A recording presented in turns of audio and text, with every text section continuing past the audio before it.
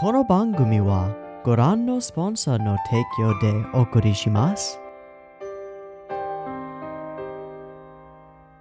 Alrighty, welcome everyone. I'm Teeaboo here for more Monogatari. We are on Hanah.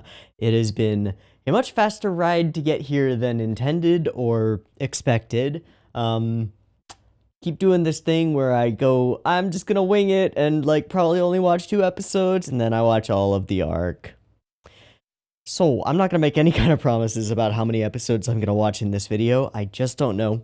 I will say that the 6 episodes in a row that we did for Koi, which people are currently freaking out about a little bit on YouTube at the moment, and then which is like a little bit of a delayed freak out because a week ago people in the Discord were freaking out about it.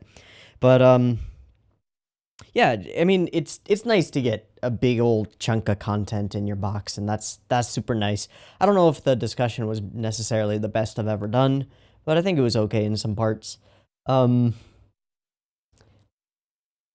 isn't worth talking about. We're going to do what we normally do. We're going to wing it. We'll see how many episodes we want to watch. I do want to say, that is not something that I want to make a frequent thing or repeat frequently. But given that this is the last arc of second season, Hanah, Saruga Devil, we might end up just watching all of it. I don't know. I don't know, but you will as soon as you see this video, so let's not waste much time talking about it. Let's talk about what we expect from this arc and where we're coming from and maybe where we're going. So where we're coming from, Kaiki. We just had a 6-episode arc where we got to know the man named Kaiki Deshu a lot better, and boy is he an interesting character. Oh wow. And at the end of the arc, he got brained by a freaking middle schooler with a golf club. The most unceremonious character death possible. But also a weird and somehow fitting irony. It kind of reminds me of the almost irony of the ending of, I won't spoil it, but the ending of Banana Fish. If you've seen it, you know what I mean. The sort of, just the idea that someone random or someone not terribly important, I mean, unless that boy is really important, I just don't know it, ends up being the death of a main character. Some small deed that they did in the past comes back to bite them, just as they either succeed or open up a new chance or whatever. There's a poignancy to it. I'm not sure why or where it comes from, but it's there, I think. So, we've lost the great detective. Poof. And this next arc is Saruga Devil, which is interesting. We know that Kaiki had some relation to Kambaru, or to someone else in Kambaru's family. But beyond that, not really sure what this could refer to. We also know that Saruga's monkey paw is not a monkey paw, but has been called a demon or a devil or an oni a couple of times. How accurate that is, I don't know. Whether that's the actual devil in question, I don't know.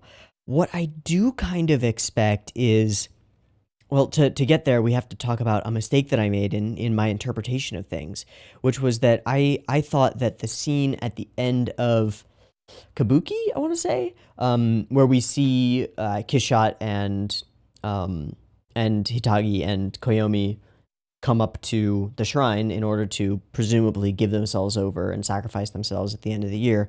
I thought that was a flash forward to Hanah, when in reality, as some people have pointed out in the comments, and as should be pretty clear by this point, that was just Nadeko's fantasy, right? Her dream of what she wanted. Sort of. But now that Nadeko seemingly, for now, assuming that things remain the way that they are, now that she has been purged of her godhood, as it were, doesn't seem like we're under much threat there, which also means that the big bad, as it was set up, is no longer big or bad. She's just a girl with some trauma behind her who makes really mediocre manga. Also, somebody linked me the manga that she drew, and it's pretty bad. It's pretty bad. The art is great, I think. I think some of the art is fantastic. And I quite enjoy the style of it. Whoever actually drew it did a very good job, I think. But they also did a very good job of writing it as essentially a fanfic made manga, a self-insert fan fiction with all of these beautiful boys and all of them being super interested in her, of course. Very goofy, but perfect for the situation and perfect for the character. But also, there's something else to it, which is that it's super obvious that there's serious talent there, that it just needs to be honed and that the storytelling needs to be worked on. Besides that, like, if she were a real person, I could see her becoming a very successful mangaka. So that's kind of cool. But anyway, the big bad is now not. So what do? And I think the answer is we need to figure out Ogi Oshino. We've had a few lines that imply that Araragi at some point, I'm not sure exactly when it was. I believe it was during the period where they flashed back in time, right? Yeah.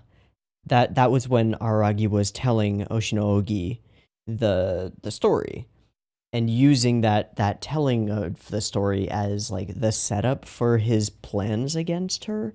I can't remember the exact phrasing, but it was something like that. So at some point, Araragi is going to realize that something was weird about Oshino Ogi, which we've been realizing, and at the very end, Kaiki realized, it seems. But the implication is that Miss Ogi is pulling all the strings, is the puppet master, with her weird flapping sleeve things and seeming lack of hands. With the conversation she had with Nadeko, all the little bits and pieces that she seems to be involved in. So I don't know. I don't know.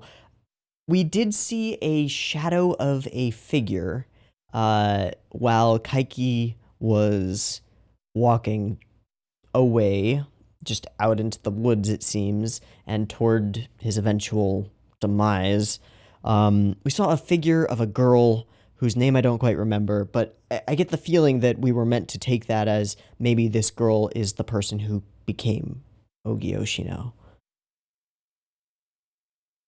That's basically all I have to conjecture on at present. The talisman still exists. It's possible that, like, restart the Nautico God cycle is a thing, but I feel like this is going to be a bit more direct. And I feel like we're going to go back to an Araragi perspective and maybe come to realize just how many of the things, the tragedies, shall we say, that have happened in recent time have been her fault. And I don't know what else. Really don't know what to expect from this arc. But one would assume Kanbaru will make an appearance because of the title. And I would assume that it's going to be focused on Oshino Ogi and potentially the plans against her. But where we start, whose perspective we're from, it's all up in the air at this point. So all we can do is go ahead and watch episode 1, get our foundations on the arc, figure out a little bit about what we're doing, see if there are any themes that seem to be set up, themes that seem to be set up for the rest of the arc, and we're just gonna play it by ear and go from there. I've got notes ready to take, and Monogatari ready to watch. So let's go ahead and dive into the last arc of second season, Hanamonogatari. I have episode 1 of Hanah up and ready to go. It is at 0 seconds. There will be 2 versions of this reaction video as usual. You can find the picture-in-picture version with the video up there in the description and the timer-based version up on YouTube. The picture-in-picture version won't have discussion in it. Timer-based version won't have the video in it. Mix and match as you see fit, and get the content that you want where you want it.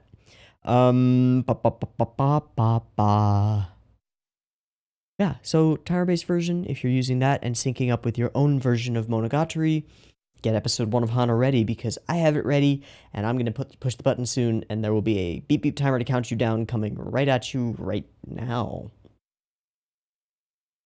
I think that was all the stuff I needed to say. Let's do it.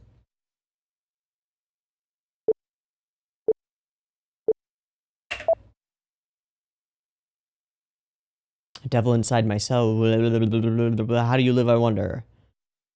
In myself, is this from Saruga? Okay. Okay. I don't think you can call my mother a good one. Why? Why different for her?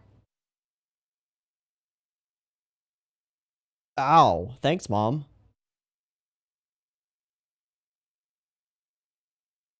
An eccentric mother. Everything is a pain of in your ass. Is your life's purpose? That's a lot of cards.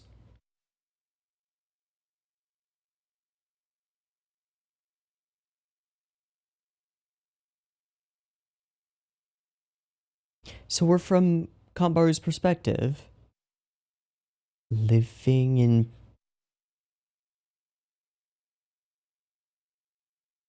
matcha?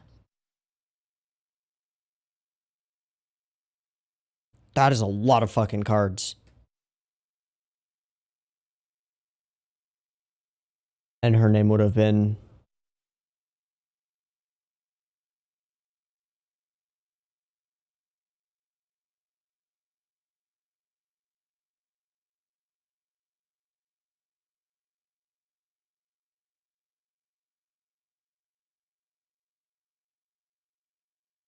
So is she Gaia Nizuko's sister? 9th of April. So we're heading in toward... Been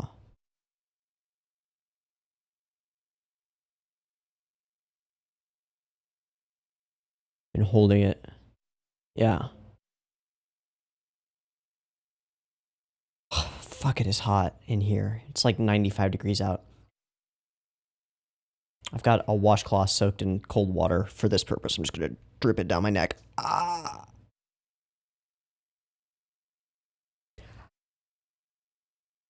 Didn't commit any crimes yesterday. Damn.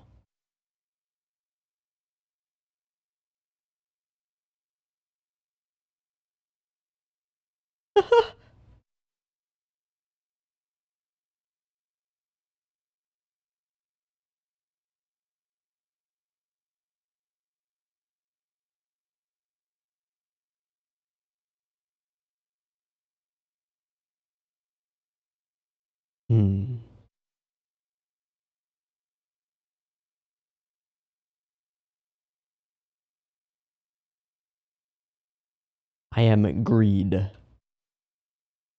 And I love Senjo Kahara. Yes, you do.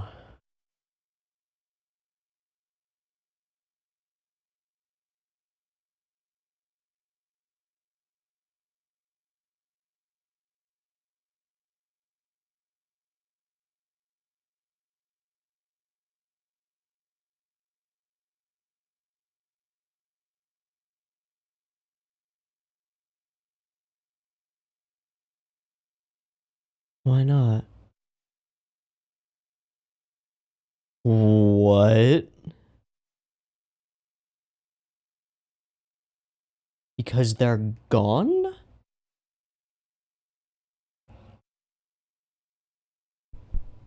What?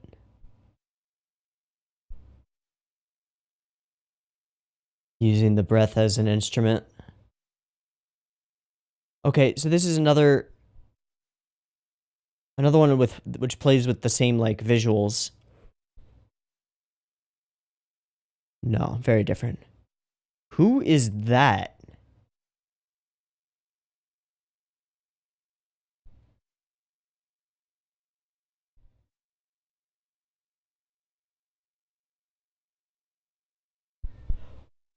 What? Break up. A leg wrapped? What the fuck?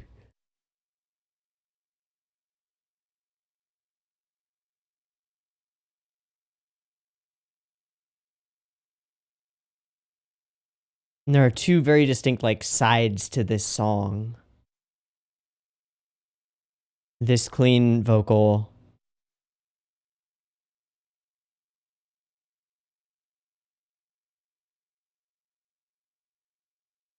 So is this another girl that she fell for? Who is this?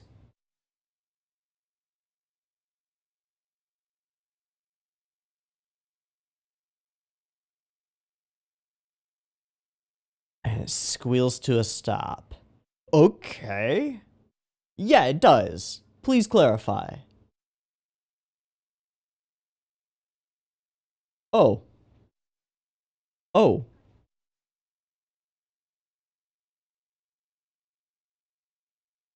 Oh.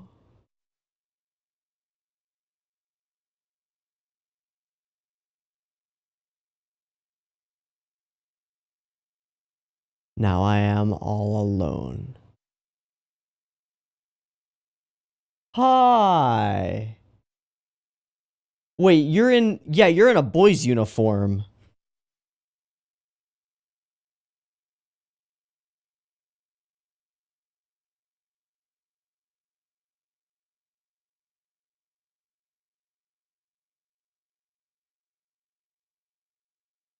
Huh?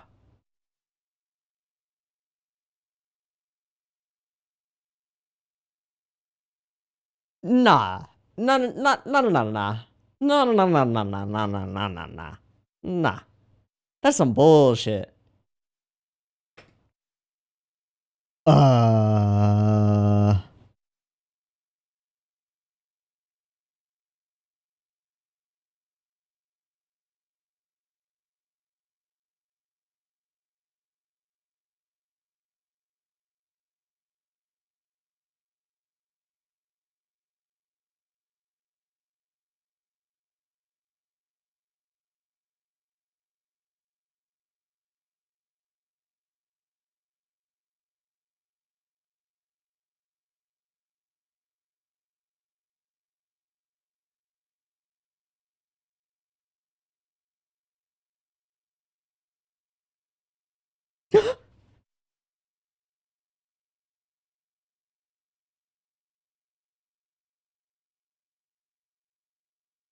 uh...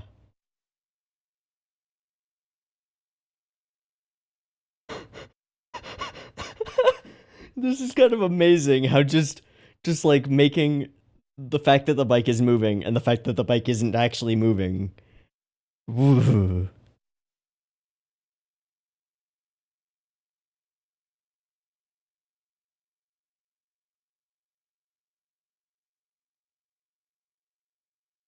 Akuma-sama.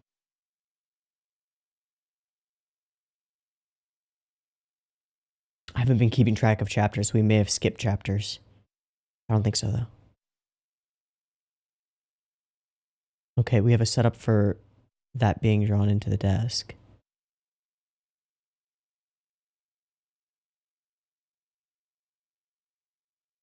Is this the girl from the thing? I don't think so.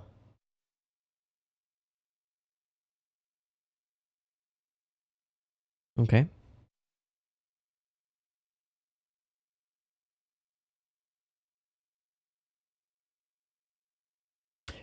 Isn't Ruga the name of the person that Kaiki...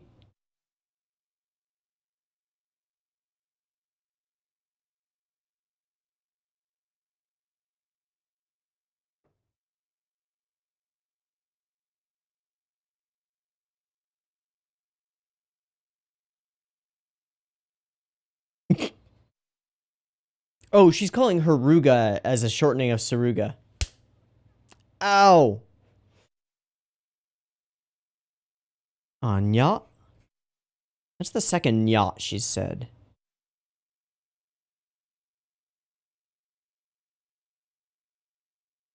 Sir Devil, Saruga Devil? No, okay. That sounds like Kaiki. But Kaiki dead.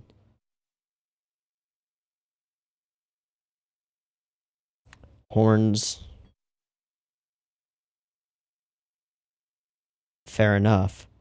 So with Araragi gone, you've taken on that responsibility?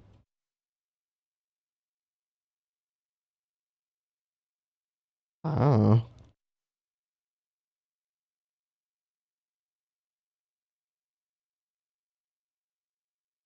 Does he charge money?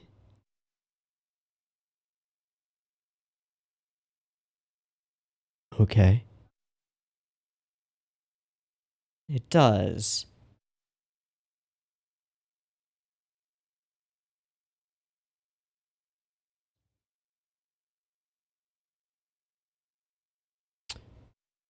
And we changed the audio a bit there.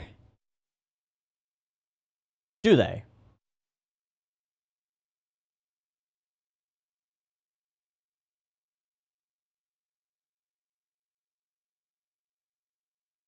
It does. Or like Ogi Yoshino, who has hands now. I didn't notice that. Gloved?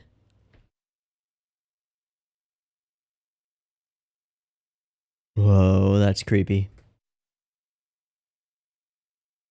Okay, sure. Sure.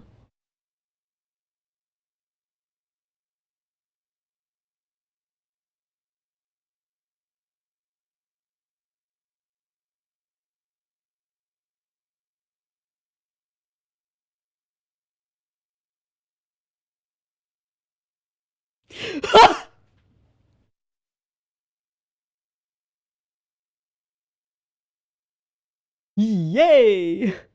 Wait. Peace, peace.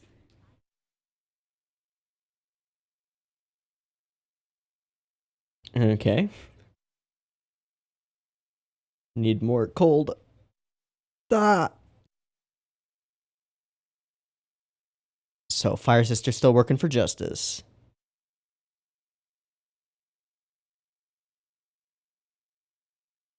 Probably.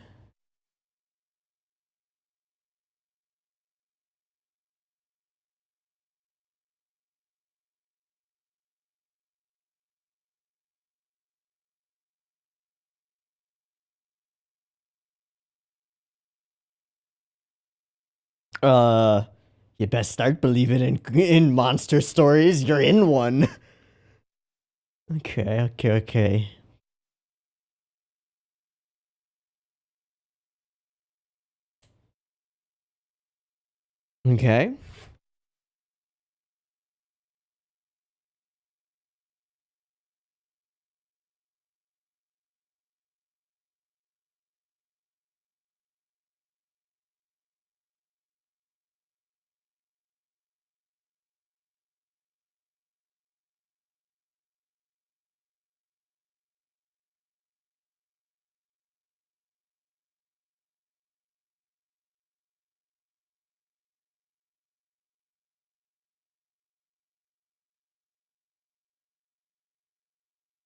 Seeing them in person.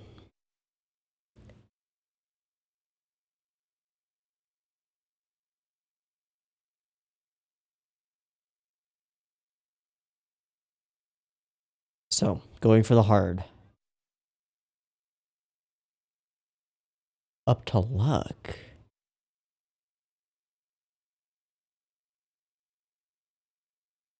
Where is this?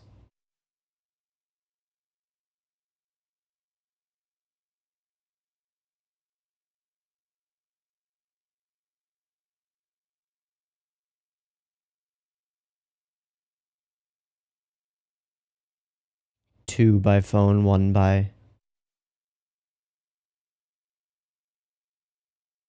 snails or spirals. Whose voice is that? Wow, we're still staying away.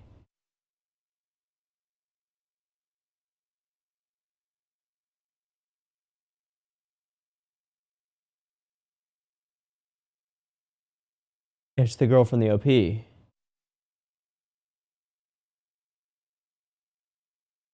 So does she have a leg like you have an arm?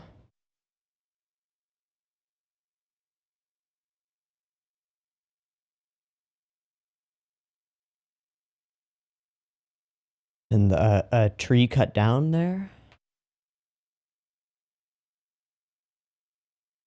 Indeed, a devil herself. Right.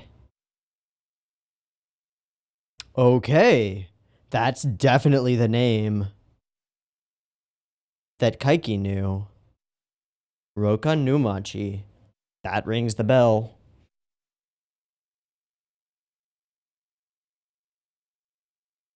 Okay. That makes sense. That makes sense. Perfect start for a love interest. Good defense? Yeah.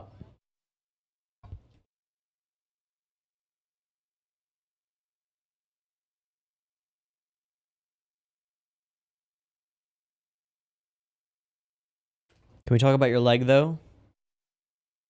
Yeah, maybe.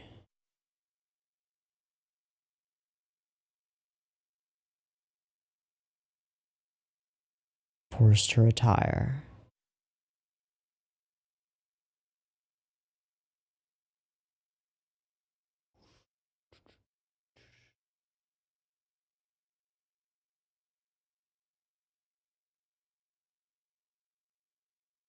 Hmm.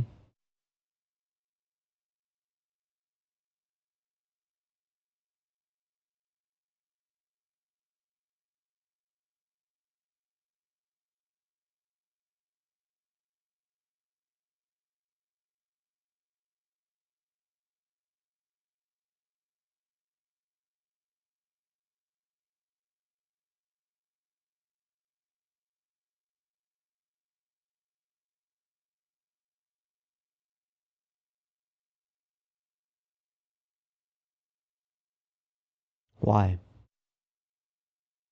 What do you get from it? Just like, yeah.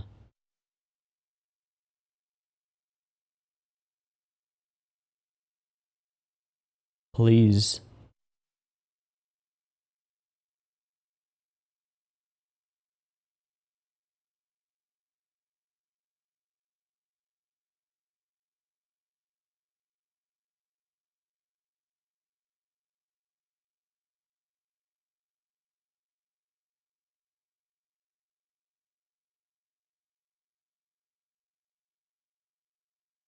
What power are you using to make those problems go away?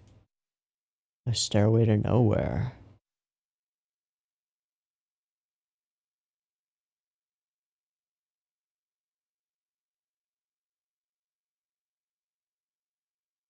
Uh-huh. But for what?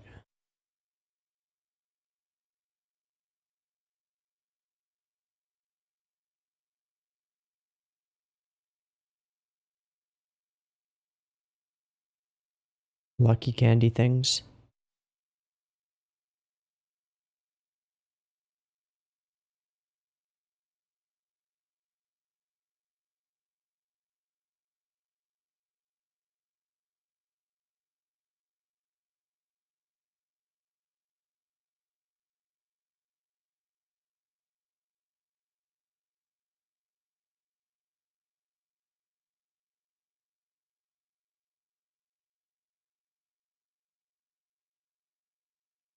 For what purpose? Those. Oh, wow. Okay. Collecting misery.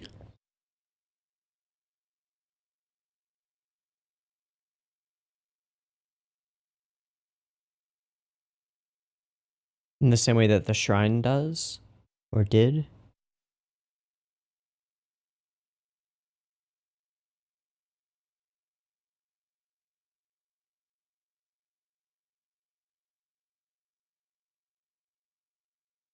But you still have the skill of getting, but okay, there's a slap. We saw the other slap in the OP.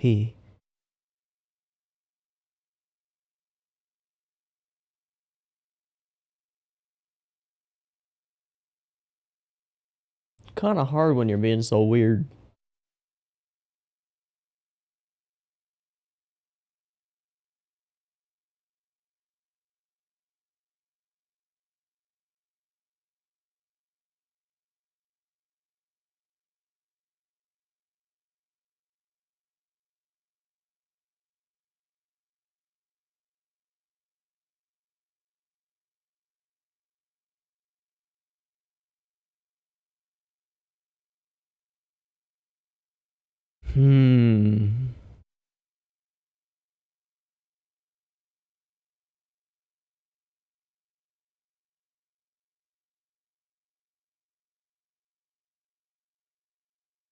I can't.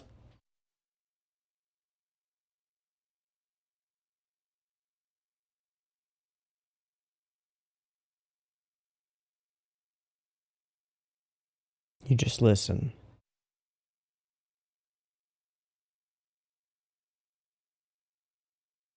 People solve their own problems.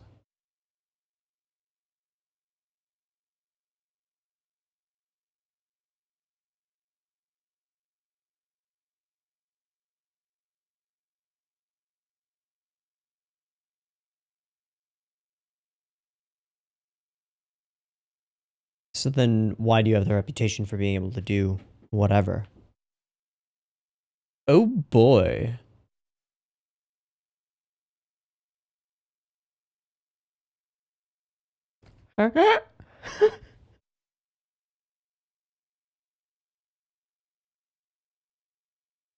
Yeah, exactly. Yes.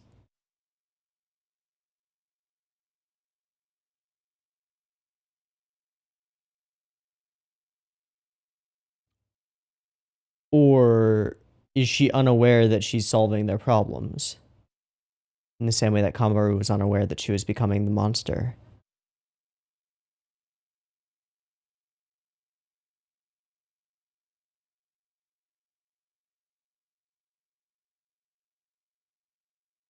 Slowly enveloped.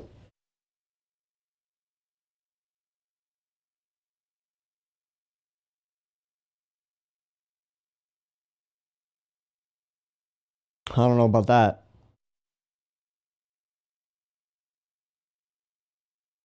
I don't know about that. I've run away from problems before. Never worked out for me.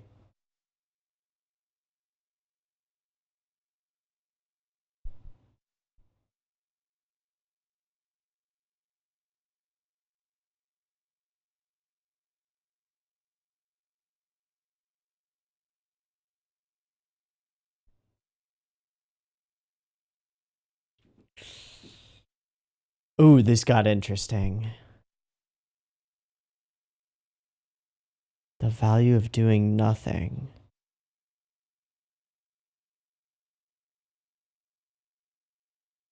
And grabbed your boob.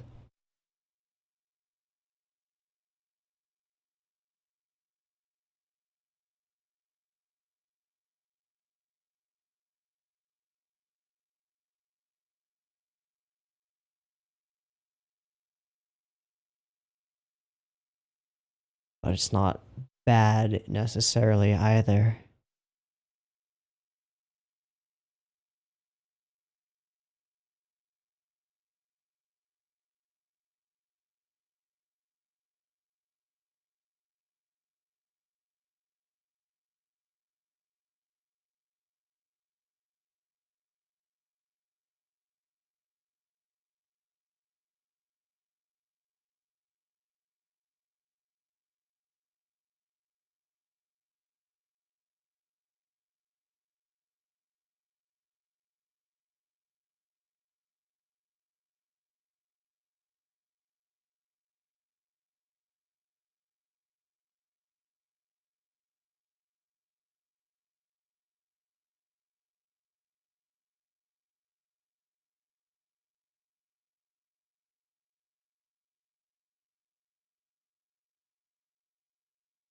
Nope, not enough for me.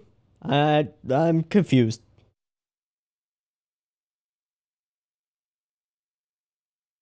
I don't know. But that's a problem you can't really run away from. Although...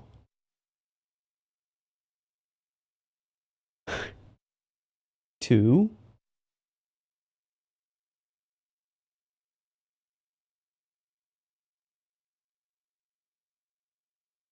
Aragi?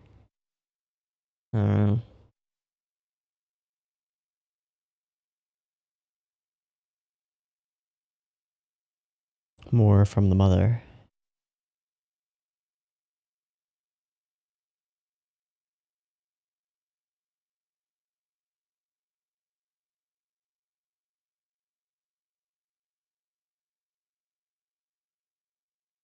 All this advice is such a mixed bag of like, yeah, I'm okay with that, and no, I'm not okay with that. Found your nail clippers.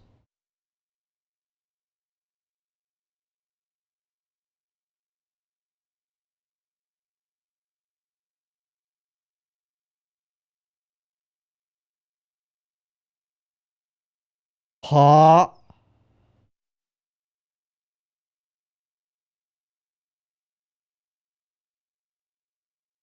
By talking to her, but not even about that.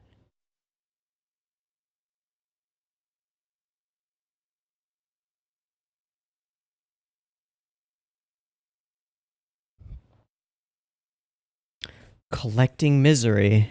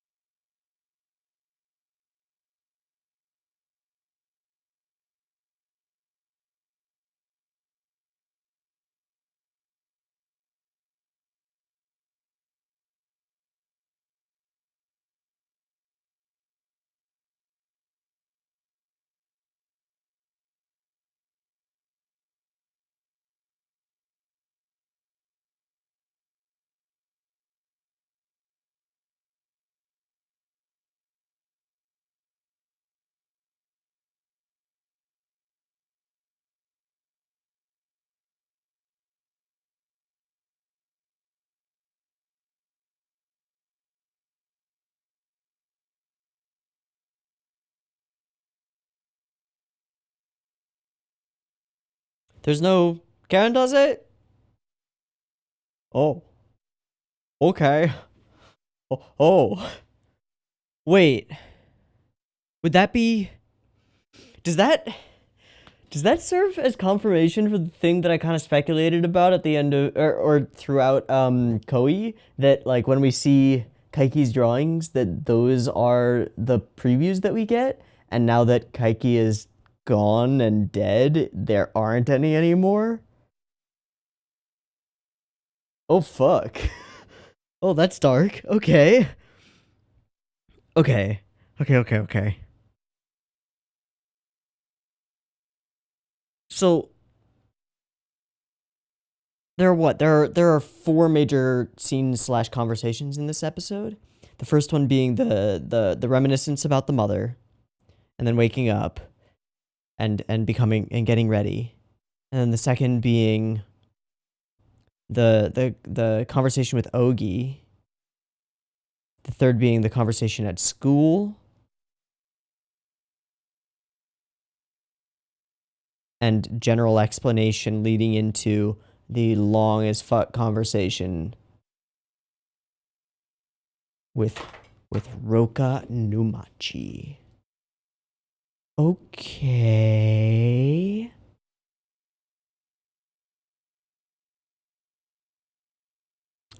So okay. There are a couple of things that read to me as thematic setups. One of them is the explanation of the difference between Kambaru and Roka. that Kanbaru is an attacker skilled at driving straight toward the goal, Hail Mary style, and that Roka is skilled at getting in the way, getting between an attacker and the goal, which may or may not be the story that we end up telling. The story of Kanbaru trying to get to some goal and Roka foiling her. The OP seems to read to me like a relationship is going to happen between them, a romantic one. Maybe not the healthiest romantic one, but that seems to be the reading that I'm getting from it. I'm not sure. We get Ogi in a boy's uniform who tells us in no uncertain terms that Ogi has always been a boy, which reads as some bullshit. Ogi reads as genderless to me, except for the uniform that they put on. I guess I'll use they for Ogi, or attempt to. That reads as some bullshit. Some freaky stuff. And there was a ton of freaky stuff in the entire scene with Ogi. Some really, like, cleverly freaky things, like the bicycle wheels spinning and the bike not moving. That's unnerving in a really interesting way. Same with the long growing shadows.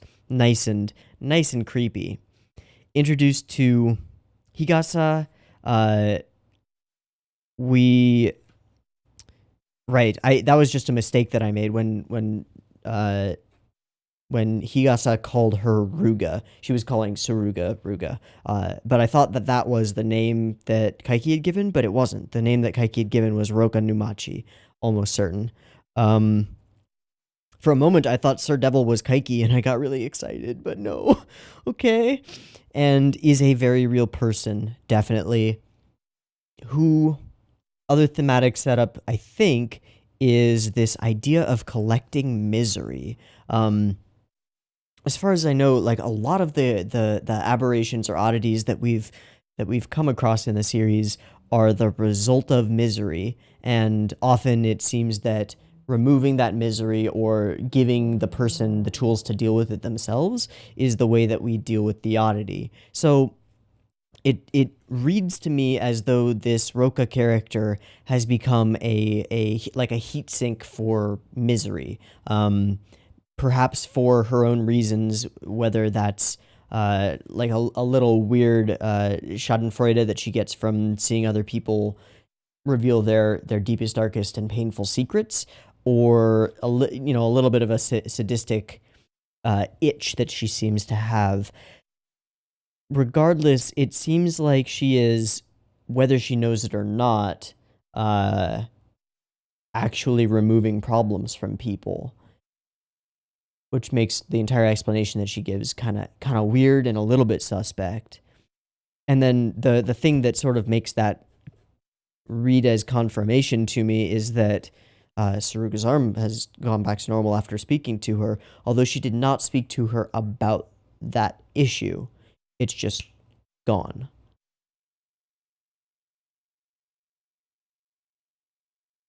Okay. So I was totally off base on when and where our focus is going to be. It's from Kanbaru's perspective. Okay, cool. Aragi and Hitagi are gone. They graduated. Bye. Later. See ya. Oh, okay. Oh, he's around. Just doing stuff. Don't know what. Roka is kind of acting like an Oshino meme. But in a weird way that's maybe not what it seems to be. And then there's all the stuff with the mother. I don't know what that's for. But all of it centered around weakness, not a good mother, right? There are too many cards here for me to actually catch them all. Yeah, especially with the way that these subs end up working. And doing stuff like that. I think she was a bit eccentric. I had an eccentric mother. I'm going to assume that most of these things are stuff like that. Spinning bicycle wheels. I'm just going to frame by frame this one. It's not because I actually want to.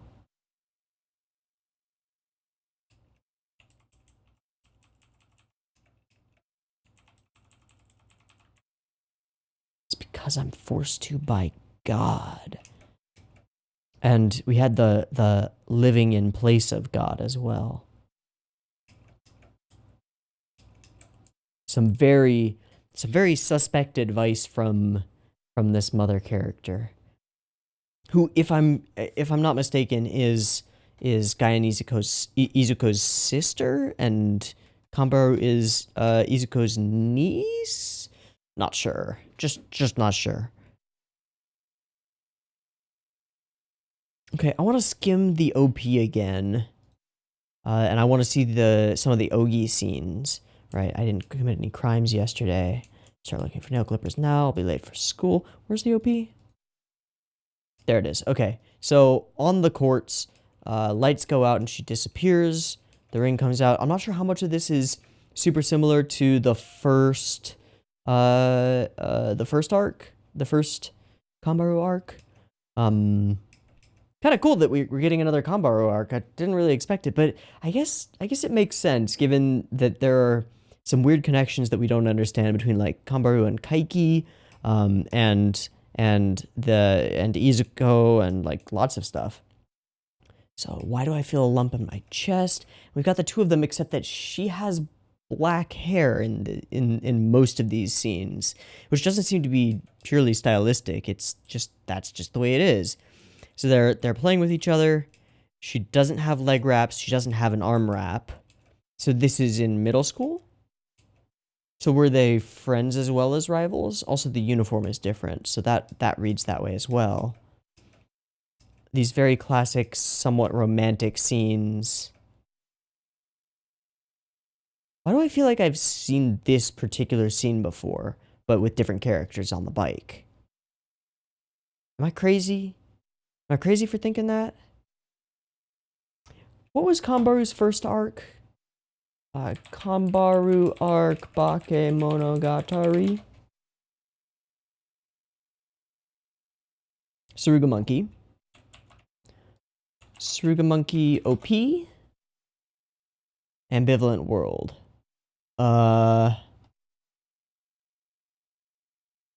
Okay, I'm just gonna skim this. I'll cut this. I'm just gonna skim this OP really fast and see how much is like recognizable. Okay, we start on the basketball court. Maybe I won't cut it. I'll just like leave out the audio. But she's solo.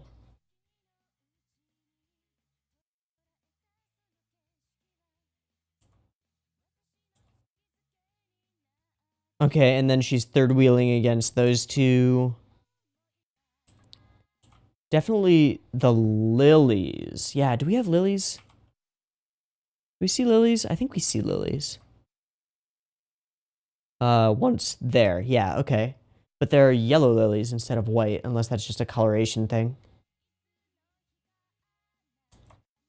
And then bouncing around, jumping between lilies.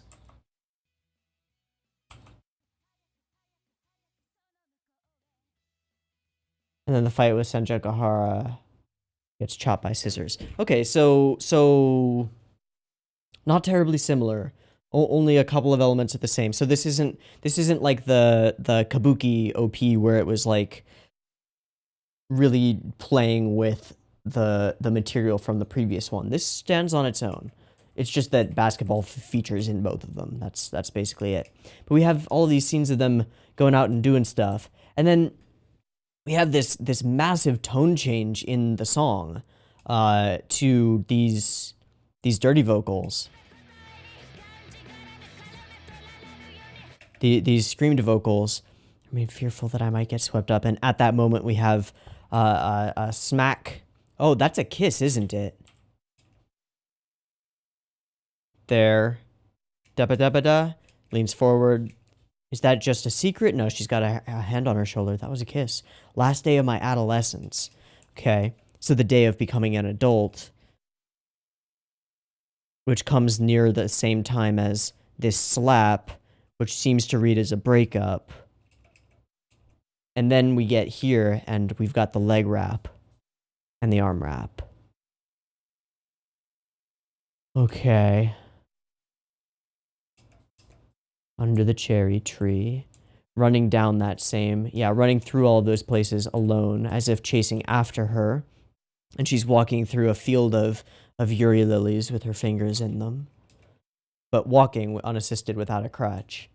And then we have Kanbaru running across some of the scenes that we saw when we had voiceover from her mother. So running through and past that, perhaps, and out onto the court again to play. No raps. And then it squeals to a halt here. Like...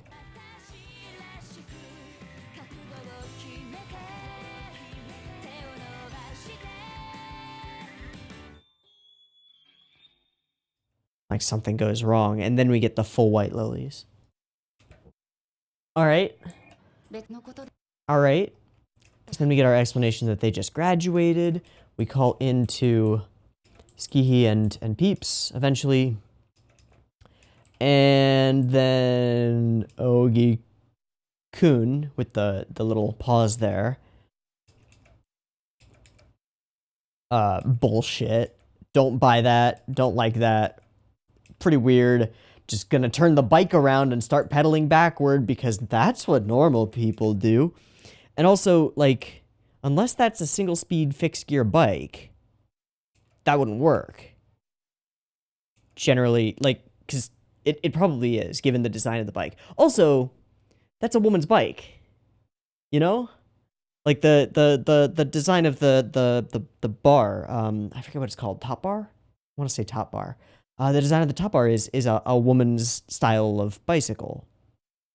That's what it is. Now, it's normal in Japan to like ride a mom bike like that to work and stuff like that, like a family bike that gets borrowed. So it's not that weird. But it is kind of weird. Hold on, what does Araragi's bike look like? Araragi bike. I know that I can find, like, the... Yeah, he rides an almost identical bike. No, in some scenes it's... Oh, I don't know. I'm actually not sure if that's official art. Shit.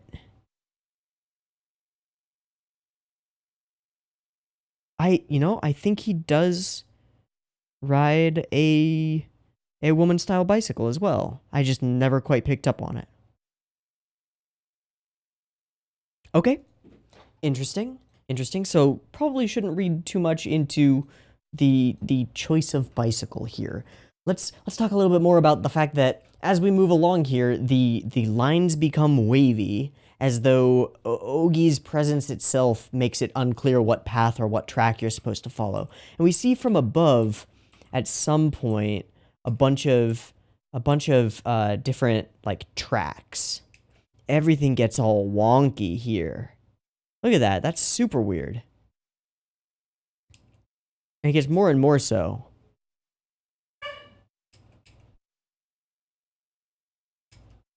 Little mouth things. Yeah, here. Beginner course, jogging course, cycling course, retirement course, elite course, career course, university course, wedding course. So all of the courses of life seem to be distorted by Ogi's presence. That's just the way it seems to read to me. And she continues on the jogging course, but Ogi is not in the cycling course, which is kind of weird. Oh, it's all kind of weird. And then muses about the phrasing of future, that which has not happened yet, as having a negative in it. So then continue pedaling backward, then we flip it around, and then Ogi continues pedaling, I think. Not sure where that was, actually. Let's go fast. Scoop doop doop. There. Yep. Continues pedaling and just stands still, which is super not normal. Okay, and then we have Sir Devil. And it appears that potentially Ogi is guiding Kanbaru in this direction, you know? Like, pushing her in this direction to get her involved with Sir Devil for some purpose. Likely nefarious, given my opinion on Ogi at the moment. But really not sure. Really not sure. So Ruga morning, yeah, I just brain farted there. So this is Higasa. Not sure why we get the focus on the earring here.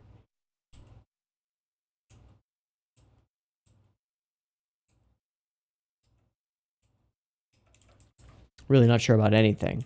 All right, then we focus on the devil aspect of things, and then we get our devil himself, for sure. Right, won't do anything that goes too far. Then we get our creepy ass shadow growth scene with light spilling out from the billboard or backboard. Interesting. If they'll solve your problem for sure, yeah, they couldn't merely be kind. No, nope, there's something else. And then we get this moment where everybody knows who Araragi is and is, like, fangirling really hard about Araragi.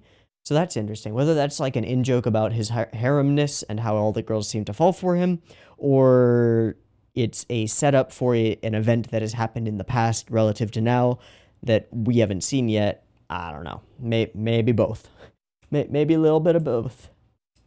Right, yeah, the legendary Araragi-san.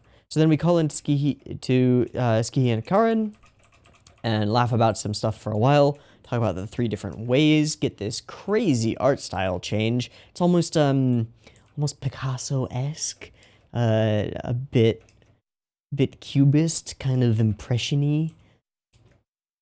Very weird, very strange, very interesting. And these appear to be moths or butterflies, but they also appear to be kind of like Escher-y things where one symbol leads into another. And we've got, of course, the male and female above that.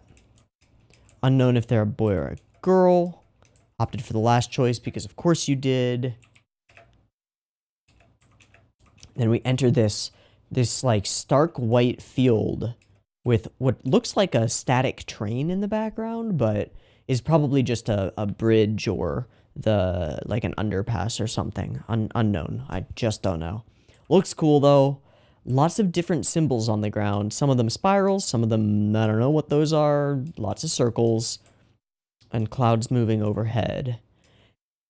Definite and distinct focus on the wrapped up leg that we have here, which I'm going to just make a guess is not just a like sprained ankle or whatever she says it is. Yeah. Numachi Roka, from another school, arch enemy, fought many times, polar opposites in the way that we play. The rumor you heard it is true, but also not. Almost like Araragi asking nothing for the help, but you're not actually helping, but you actually are, just by listening. Where we're going with that, I have no idea. I don't know whether it's going to be revealed to be more nefarious than anyone thinks or than the explanation would belie, or less so and relatively harmless. It is kind of reminiscent of what Kaiki would do, except that Kaiki would charge money for his remedies and curses. But mostly, he didn't believe in his own stuff, as far as we know, right? And likewise, Roka here doesn't believe that she's actually doing anything. And that seems to be the core of what she's doing, is listening, gathering misery, adding to her prized collection of miserable stories from people. But somehow, it seems that by doing so, their problems get to some extent solved. Okay, that's pretty weird. And there's no altruism at play. Collection, right. And then we have ourselves a boob grab. First a shoulder grab on the arm that's wrapped, if that has anything to do with it, unknown. And then a boob grab. Right, I understand the situation and then do nothing. Okay, and the arm is not wrapped up to the shoulder, so doubt that has anything to do with it. Sir Devil just listens. And then we get this sort of philosophy of life here, that running away from your problems is a good idea, which irks me, for sure. Like, if you've watched a lot of my videos, you know that I'm all about running toward your problems when you can. That's the way to solve them. Yes, it hurts, but running away hurts more, and more importantly, your problems act.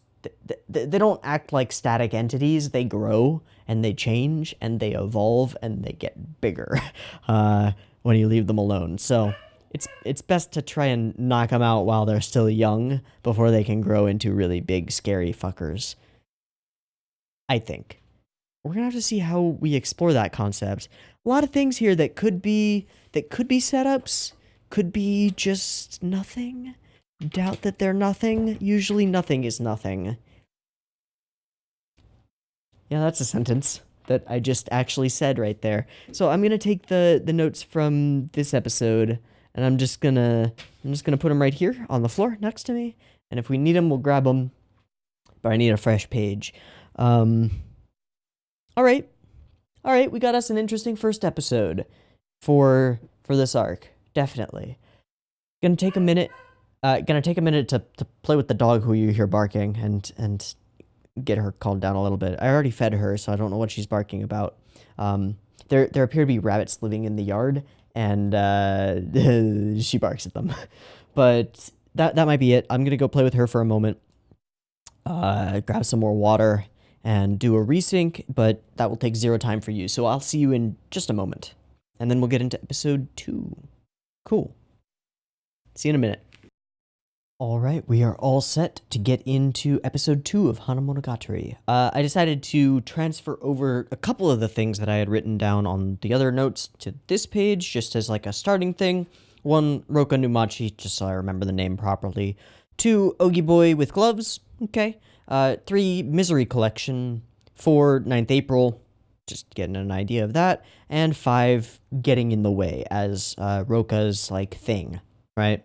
As compared to Kambaru's going toward the goal. Okay, so those are those things that I'm gonna just take away as notes, and let's gather some more notes and stuff, I guess, or something. I don't know. Let's go watch episode 2. Got it up. Picture-in-picture version and stuff. Timer version and stuff. Timer's coming now. Nice.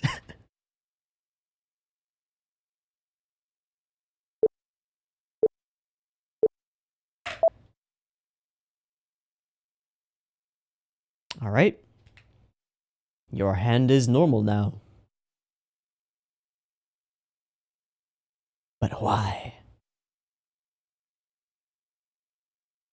Thanks, hair. Yeah, it's been a long time.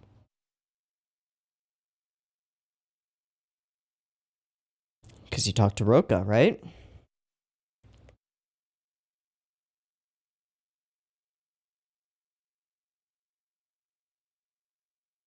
Or does it have to do with Ragi and Hitagi being gone?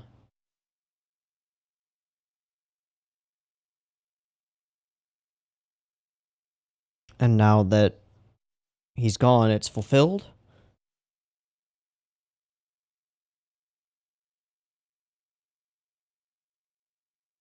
Right, but now.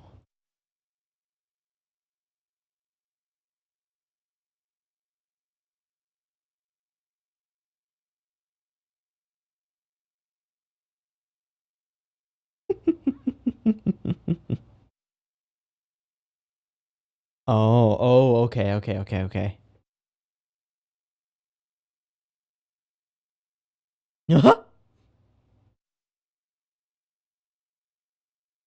Then why? Did you feel a feel for another girl, maybe? Because it was your love for Hitagi that was the cause, right?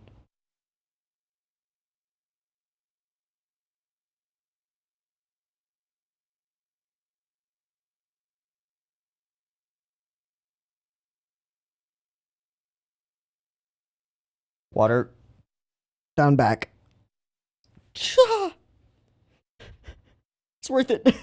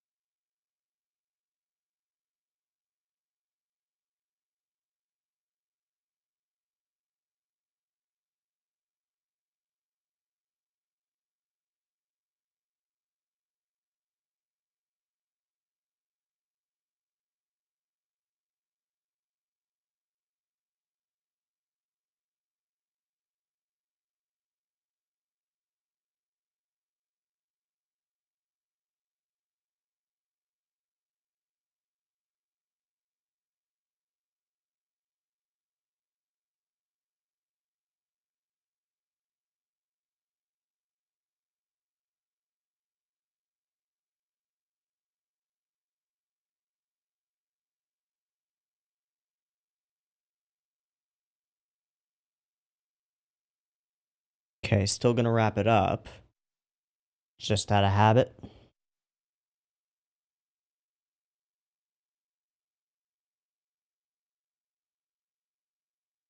Everything is bright.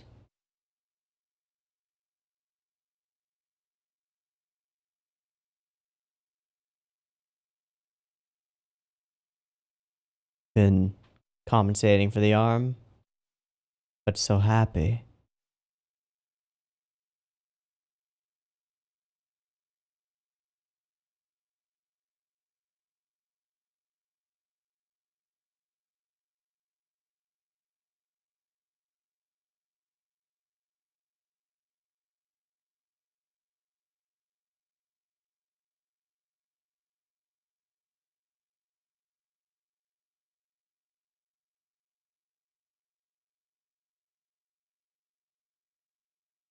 That joy.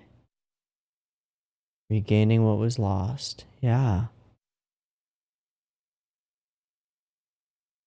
Hi again. No, that's just real. Oh, this is weird.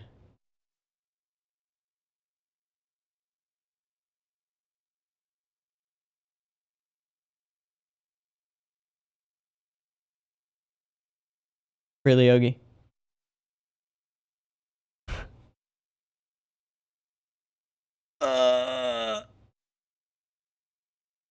Okay, now they're in their own lands. What? I should have said that for 2 reasons. Ogi's bike must be the same build.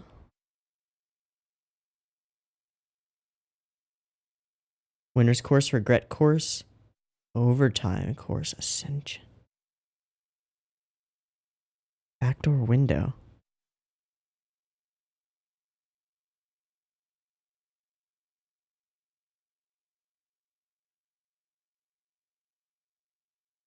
But she always moves, right?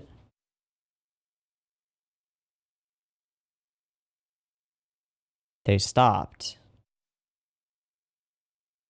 Hmm. Quote, my uncle. Oshino.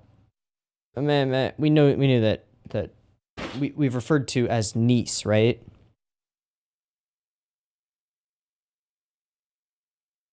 Are you sure about that?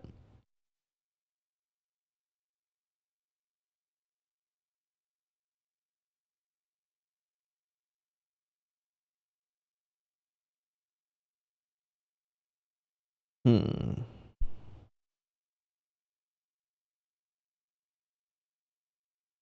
Hmm.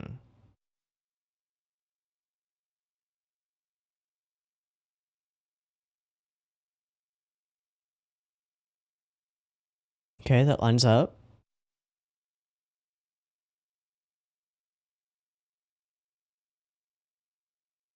Oh, wow. Makes sense. Sucks.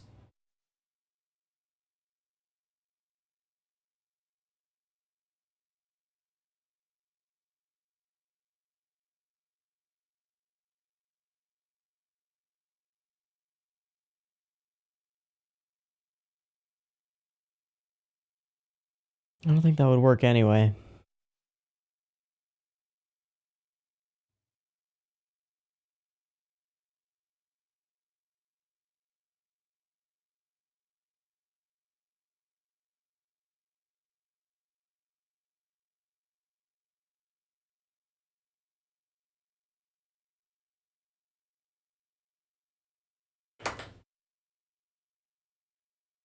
Excuse me? Excuse me?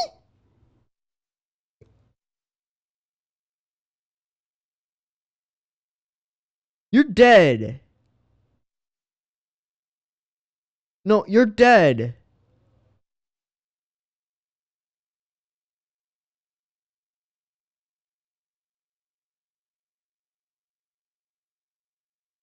You're dead.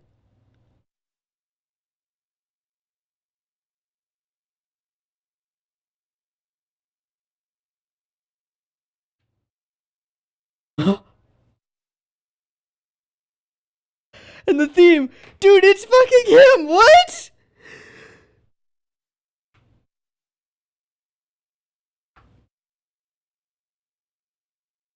What?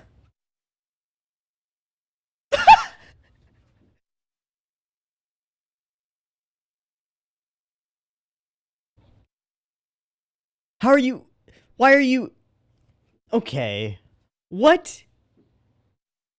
Please explain.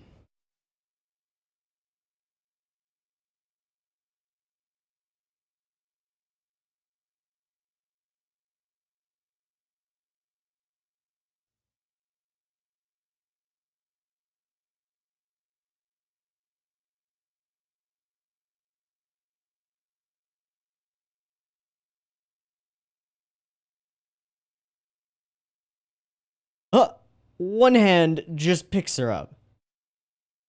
That little squeak, what the heck? Alright, Kaiki, what the fuck?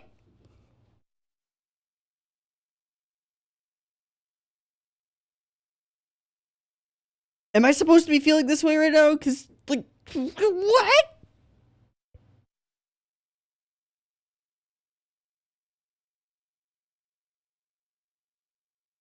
What? Okay. Uso.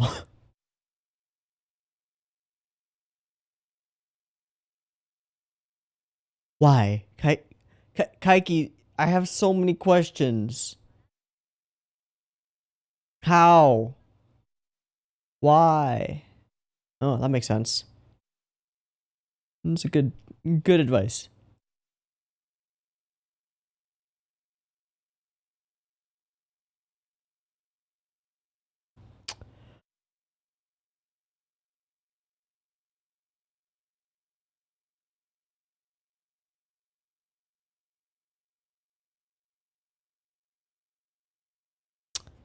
Indirect conflict with your mother's and hers. Some problems time won't solve. Uh-huh. Continuing to call her Gaian's child. But it's empty.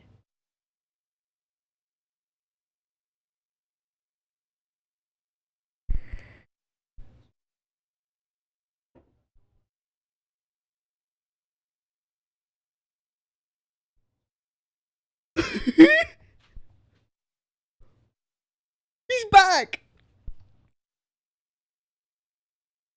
How? We saw him get brained in the fucking forest. And bleed out in the fucking snow. Whoa.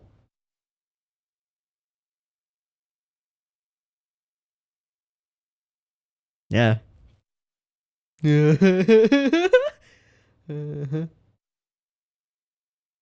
As you wish.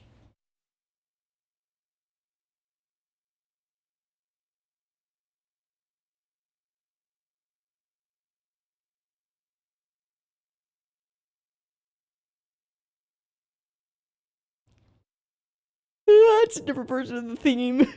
Oh, that looks so good. Mmm.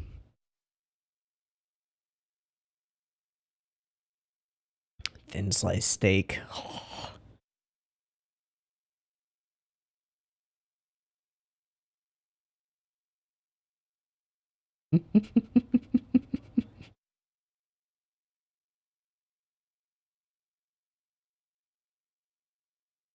That's how. All right. Yes, they do. Flowers. Uh, meat can solve all the problems? Okay. But he's also not.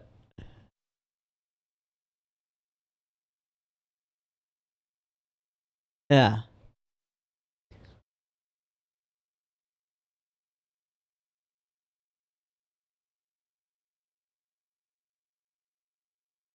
Why?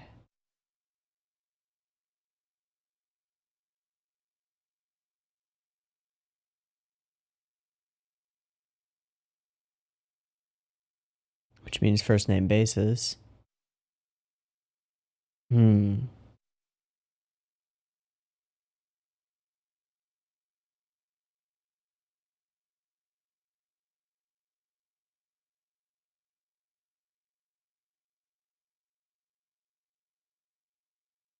This reads is somewhat similar to the conversation at the table.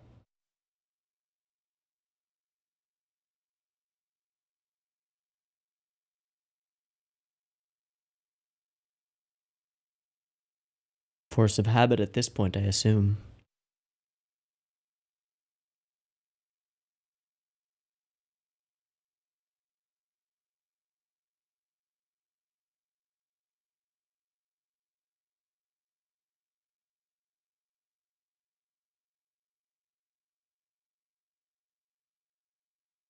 It's real hard to hate Kaiki after the last arc, isn't it? How are you alive? Why are you alive?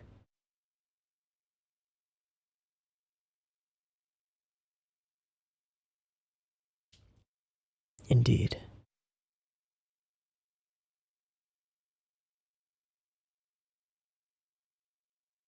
Okay, so Izuko is...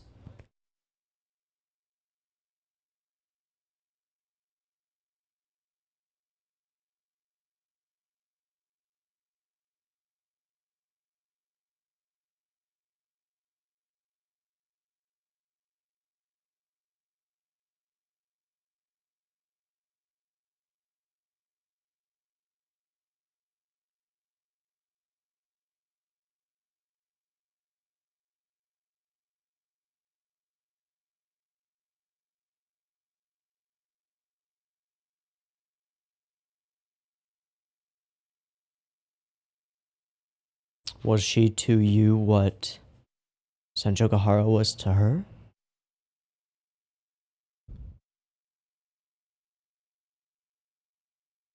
Hmm. I believe that.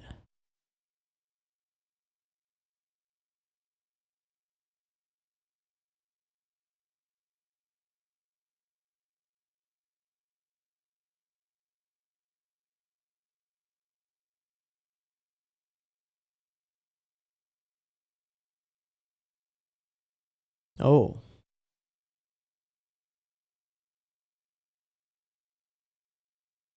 Uh-huh. Uh-huh. There's the question.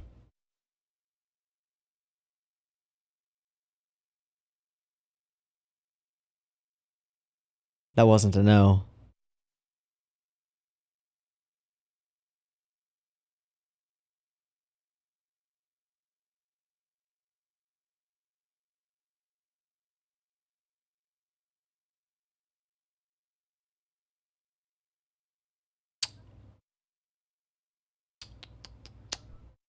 Uh-huh. You could. Burning.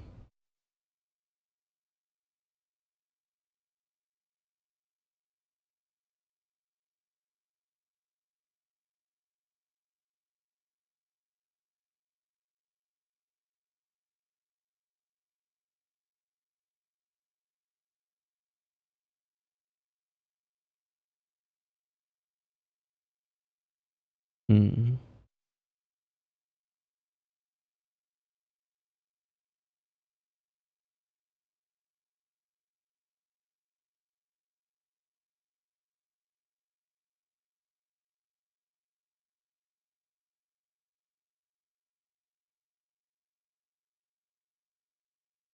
Hmm.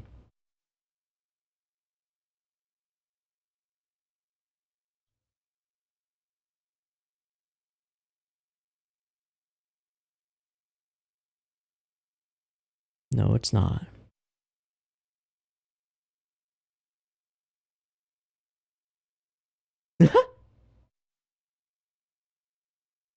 Crossing out Ghostbuster, so he's given that up, eh? Mm-hmm. Of course.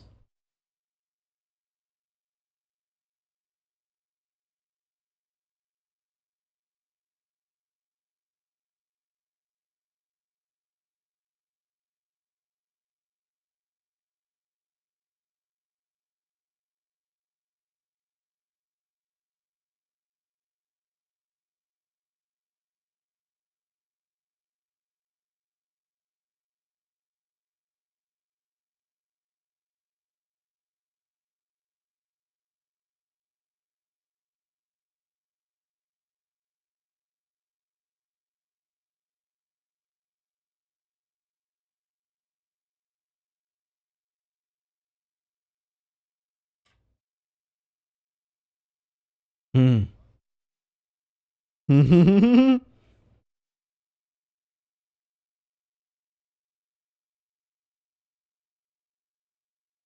Perspective.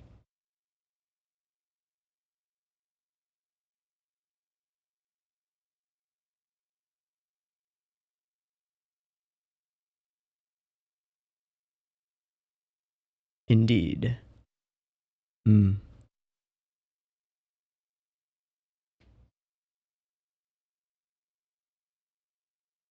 I love you, Kaiki. I fucking love you. I don't know how you're alive right now, but I love you. Yes, including gods. Yeah, but if you have to, it's a good thing to have.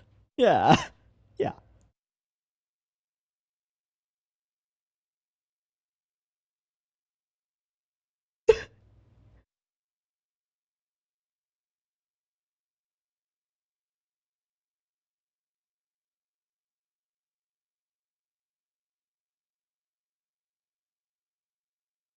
Whoa.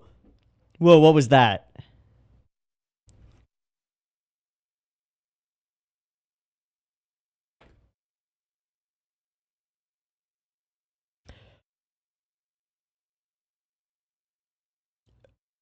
Oh, she did, didn't she?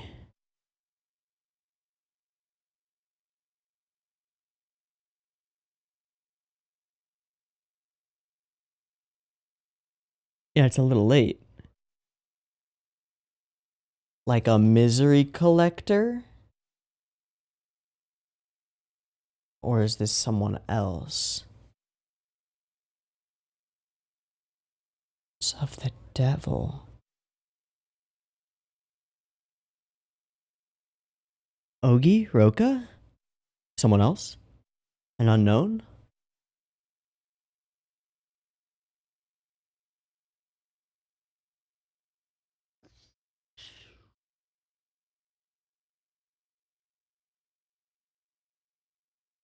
Bikey. And leaving money.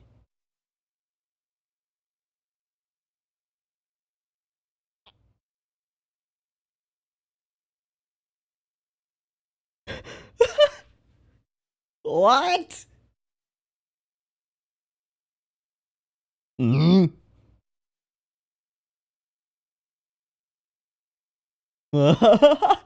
Doubt it.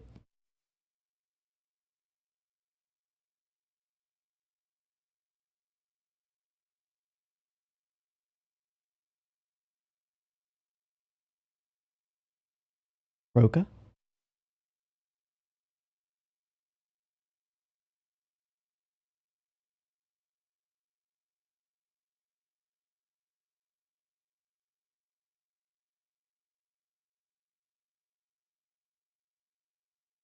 How did she know where she'd be?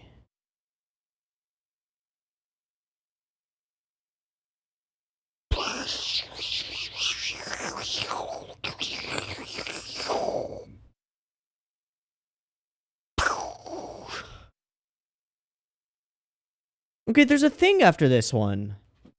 Or it's an ending scene. Wait, which would then...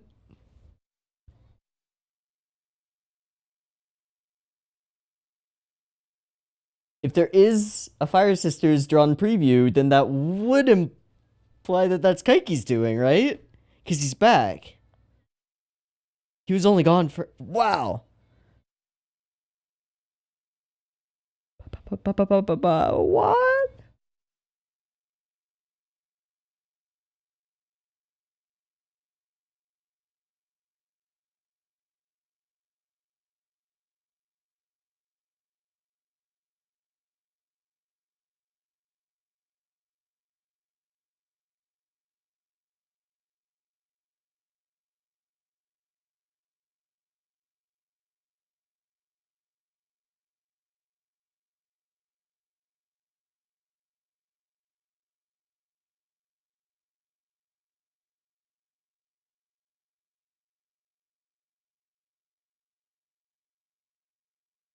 All right, there's more after this.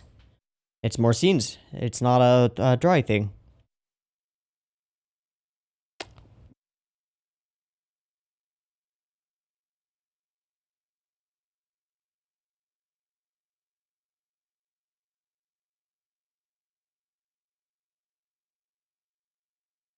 Mm.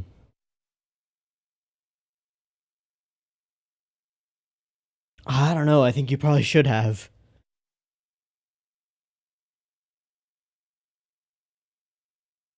Wow, the reflection. That's cool.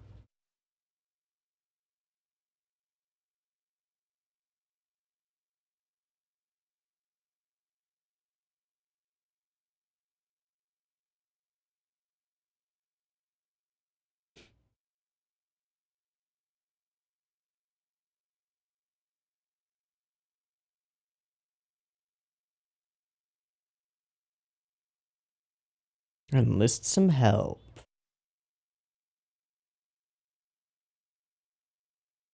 Huh.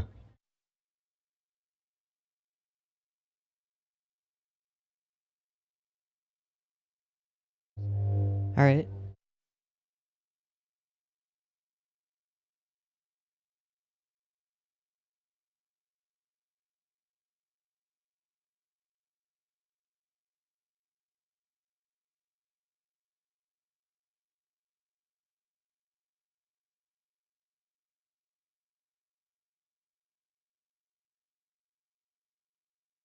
Okay, so no drawn thing.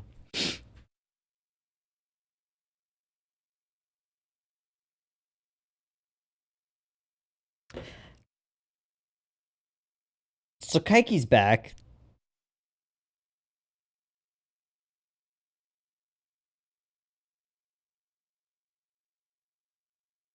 Like that's about where my brain stops right now. I just get to Kaiki is back, and then it's just like got a lot of notes. Got a lot of stuff here.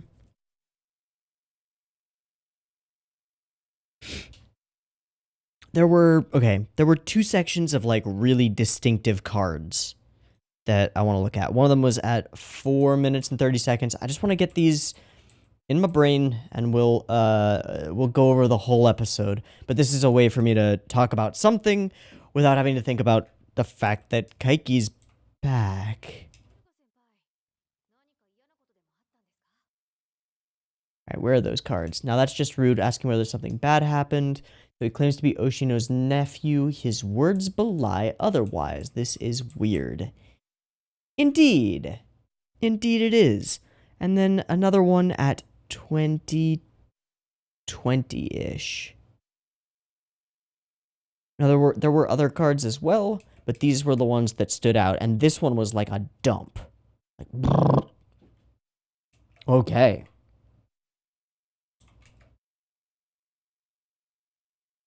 You're meat and fatten up. Ah. I don't gain weight or muscle very easily. I was never very... These are all from Kaiki's perspective. I was never very good at sports either.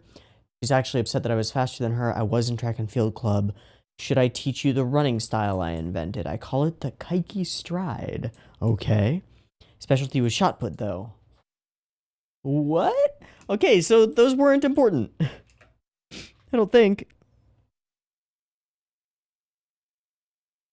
Specialty was shot put. Weird. Okay. So, running. Running, jogging, walking, cycling. And how that factors into running away from your problems. Running away, in this case, from Kaiki. Okay. We're 5 days forward, or 6. It's the 15th of April. My uncle from Oshino is to say meme, but even in those cards specifically, don't really believe that. Izuko is confirmed aunt for Kambaru, or Suruga. Mother helped me a lot. I love the way that Kaiki doesn't actually answer, were you in love with her? He answers it by, like, talking about how interesting that question is, or how odd that question is, which isn't actually an answer, which belies a yes. Really interesting conversation about just like love is not necessarily reciprocal, sort of the thing that was learned in Saruga Monkey. Hatred is not always reciprocal, and likewise, the person who you hate might not let you hate them because they might not actually do or be the things that you want to hate about them. That is an interesting concept. And this whole conversation plays pretty heavily with the like meta idea or whatever, that we as the audience thought Kaiki was a bad guy, and then we found out that he's not really a bad guy, and now we really can't hate him. And it ends up putting Saruga in a sort of a similar situation. And then we've got something going around gathering the parts of the devil, a collector. And faced with this information, Saruga decides not to tell Kaiki about her use of the monkey's paw. Even when he warns her specifically, don't ever, ever use it. Well, she knows that, but she doesn't tell him it's too late. I already have. I wonder what ramifications that will have. I don't know. And then I think it's rather telling that Kaiki invites her out to tea, but then takes her to what is obviously a very fancy yakiniku place and shells out a lot of hard cash to get her a good meal and sort of be like a doting parent almost. Like, you've got to eat up, get strong, fatten up, get thick. Yeah. Definitely telling, given what we know about Kaiki and his care about money. And it is sort of mentioned in the episode as well when he says, like, I care a lot about money, but I still spend money. It's all about relative value, I guess. Okay. So I think those are the major, like, plotty things that I want to talk about. There are some interesting, some fantastic, I think, like, production-y things, or just ways of doing stuff. So this whole sequence where she is thrilled and bright and glorious, running around, tripping, falling, and rejoicing in the fact that she can feel pain, feel anything from that arm.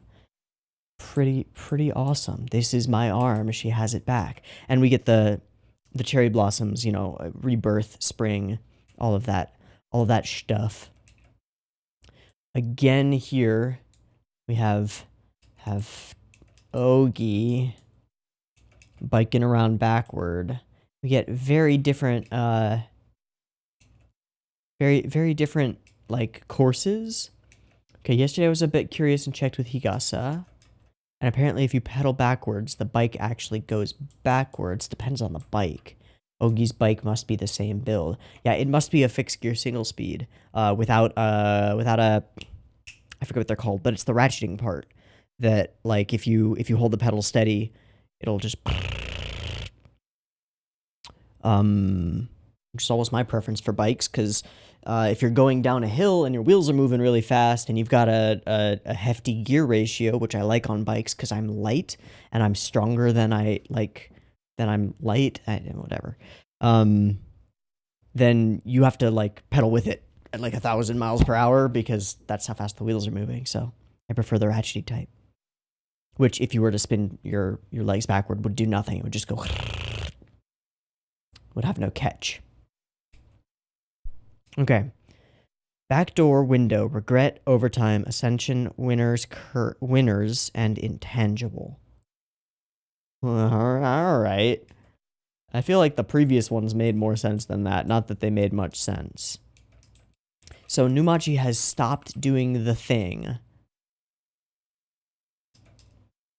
Can't be a devil at the same time you're a person.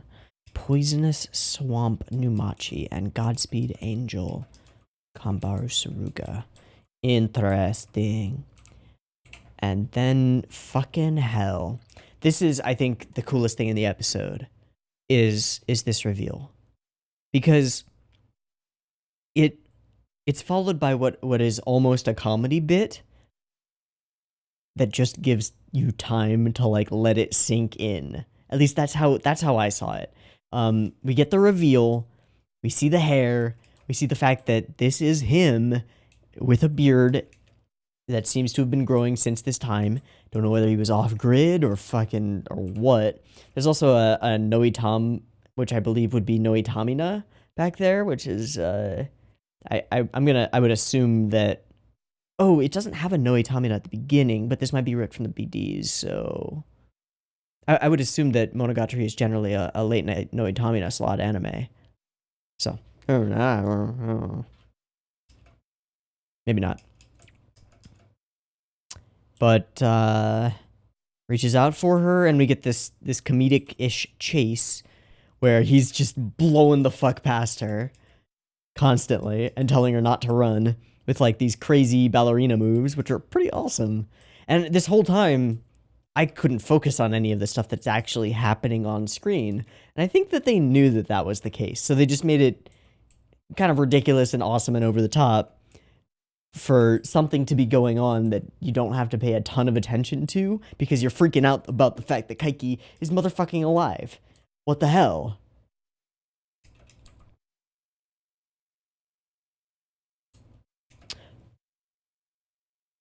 Oh, holy shit. If I had watched Hanah first, then Koi would have had no impact at the end. Because I would know that...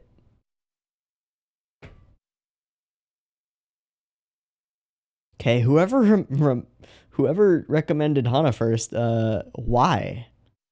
Like, why would you do that? Ever. That seems really stupid. Unless something else is going to happen later in Hanah that I mean, I'm sure something's going to happen that I won't see coming, but like... Yeah, why? That doesn't seem right. Okay. But at the same time, like, how did you survive getting brained in the skull and bleeding out in the forest? Because we watched you bleed out in the forest, in the snow. How'd you do that? And was that part of the plan? Part of the deceit? But then against who? At that point, he'd already essentially dealt with Nautiko. Unless this is part of the grand plan to perhaps entrap Ogi. Ah, man, I've got my Kanata no Astra, like, tinfoil hat brain still going from earlier this morning, don't I? Shit. Oh, I just bumped the mic. Sorry. Shit. Okay. So this feels like a continuation of the setups, and more of a continuation of the setups, I should say, than like the story really kicking into gear. It just feels like there's a lot of extra stuff to set up, especially given this huge reveal, which is, I think, most of the episode, and the conversation that follows it is definitely most of the episode. Gonna want to figure out how and like why Kaiki here now. I guess we kind of know that he's here to look out for Saruga, I guess. But then how did you live? I don't know. Weird. Really weird. Unless this is all like some kind of crazy shape-changing trick or some bullshit, but I don't think so. I think that's really Kaiki. He acts like Kaiki, he sounds like Kaiki, he looks like Kaiki. And he gets Kaiki's theme. A little bit different, a little bit altered. But goddamn, it's good to see him again. Okay. So there goes episode 2. Gonna not carry any notes over for episode 3, but I am going to do a resync really fast, and then we will jump into episode 3. So let's go ahead and do that, and then I guess after episode 3 we'll see if we want to continue. We're probably watching this whole arc. It's only 5:20 p.m. It's not gonna get any cooler in here anytime soon. We're just gonna power through and probably watch the whole arc. So I'm going to take a minute to resync and drink some water, and then I'll be back for episode 3 of Hanah. See you in a moment. Alrighty, welcome back. We're ready for Hanah episode 3. No notes carrying over, just gonna go with it. Picture, timer, beep beep timer comes now. Let's go. Let's do this.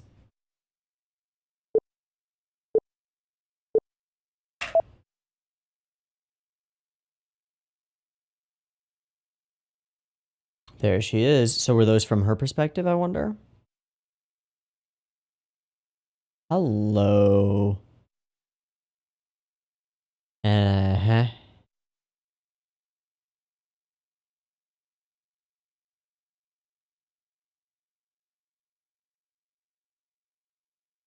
Are you the collector?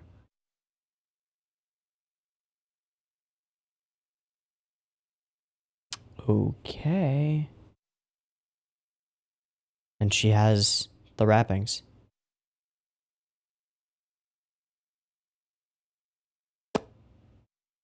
While you were enjoying it.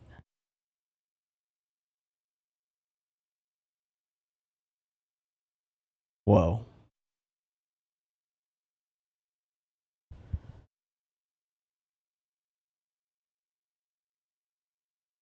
Does he?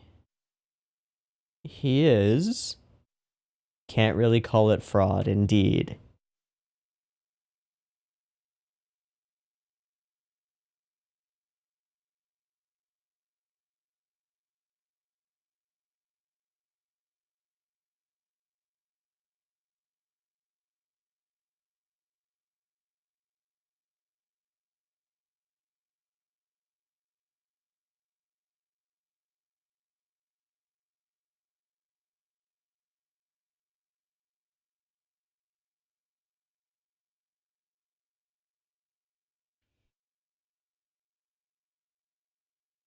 Oddities of all kinds.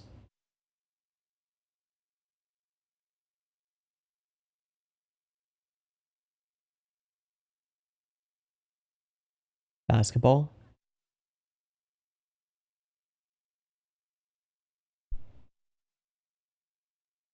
Okay.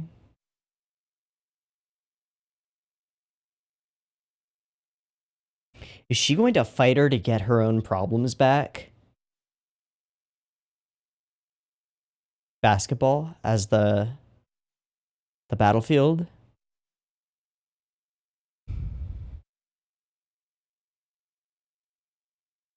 That would have fit with the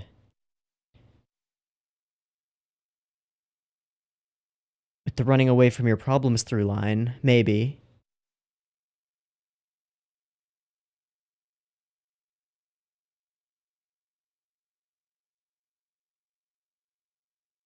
Those scuffy scratches in the left side audio track that are hard panned are pretty cool.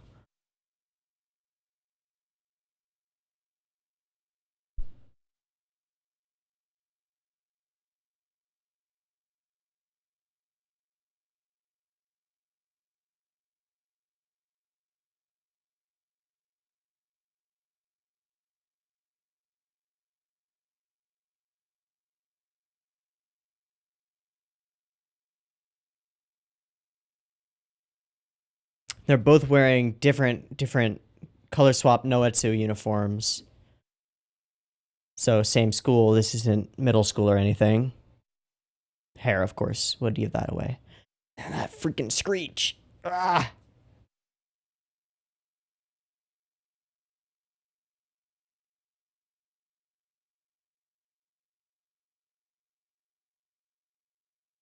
Using her left arm. So does having the devil give her... Okay. But you're injured.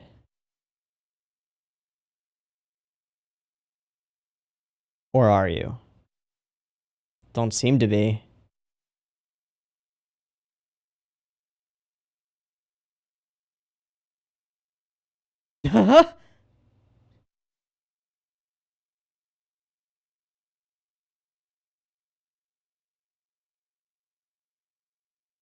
Definitely don't seem to be injured.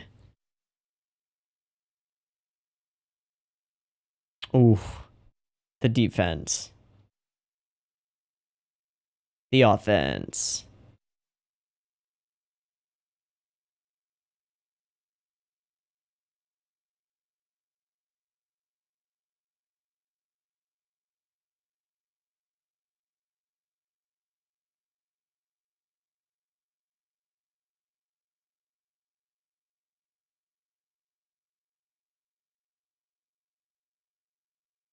definitely continuously on the back foot.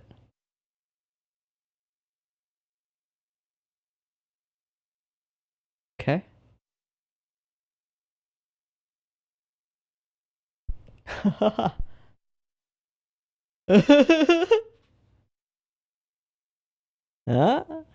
to an extent. Why?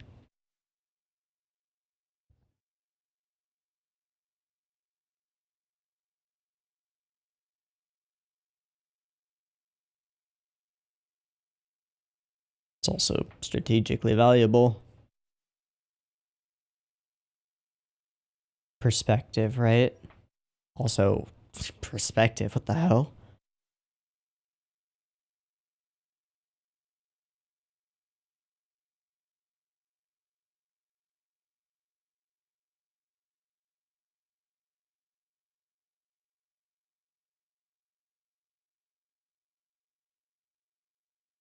Ooh. Yeah.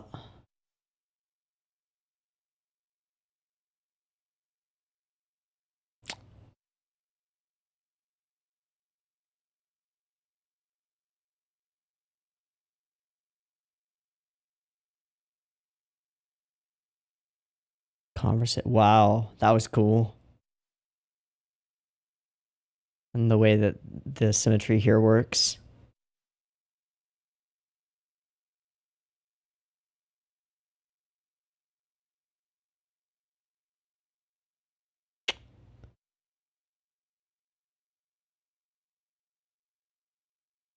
That's what she wants, right?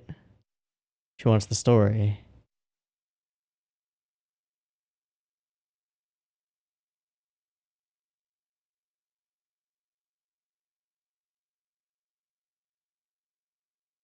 Sure.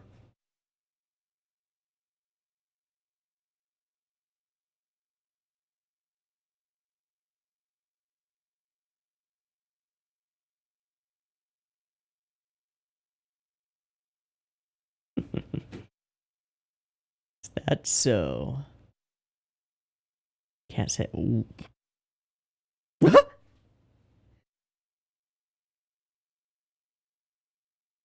Get it? Yeah, go get it. Good, sure. But do you want to? But do you want to? I mean, if you want to, you can run. But if you don't want to run. Oh, and we're back to that, right?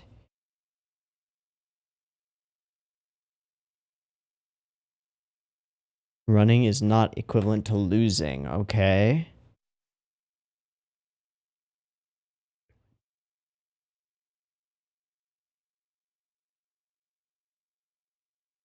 Um,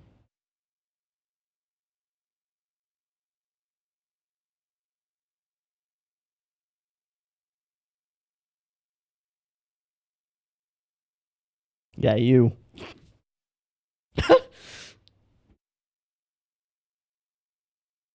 I'm proud of that one.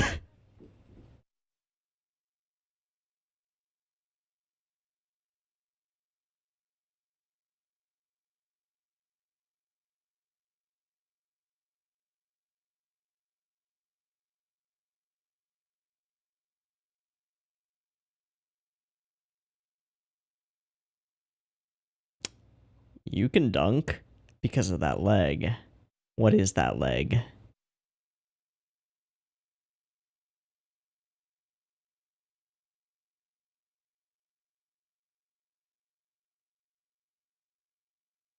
Like you, not injured, but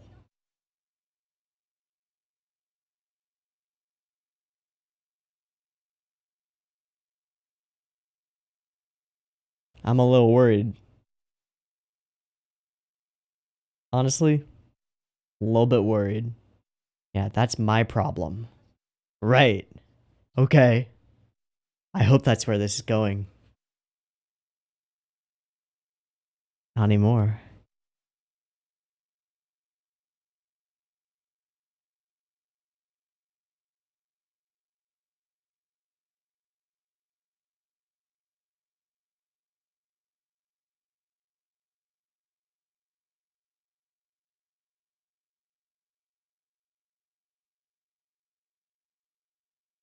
Hmm.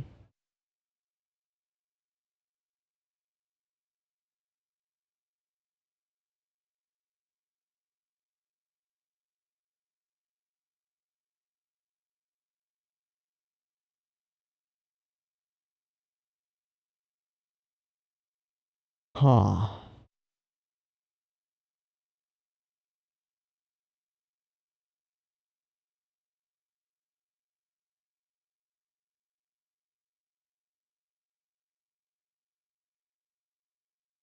A lot of basketballs. Hmm. Hmm.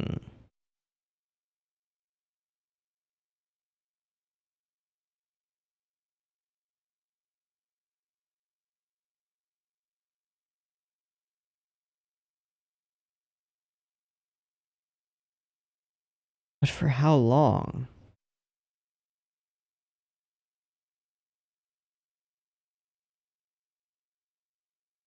Okay.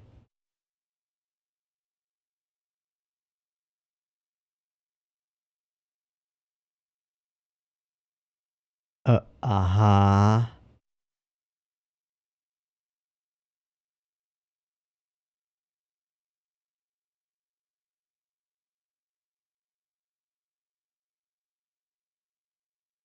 So you got a hairy vagina?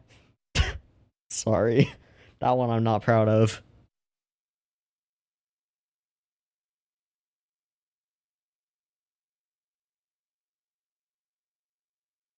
Sure.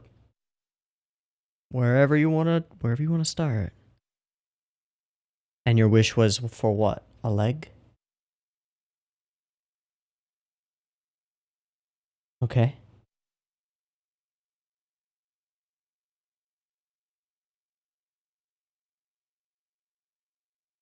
Okay.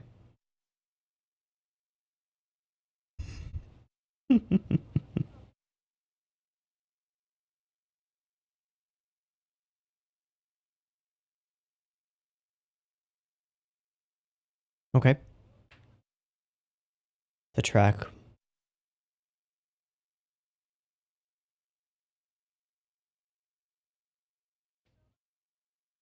Hmm. Okay.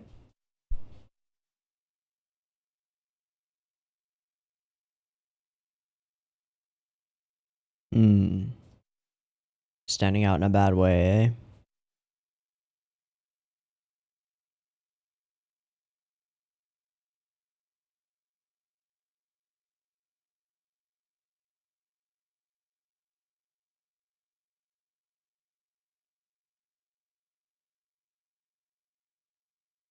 Okay.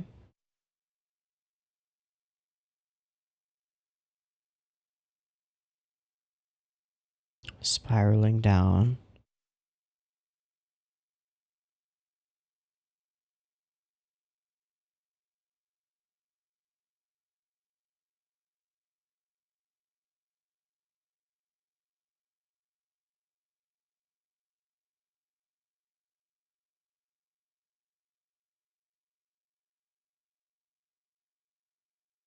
Okay.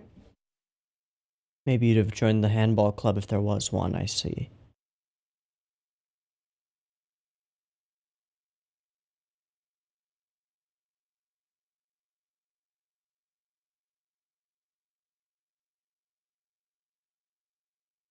So then what would be hard? People?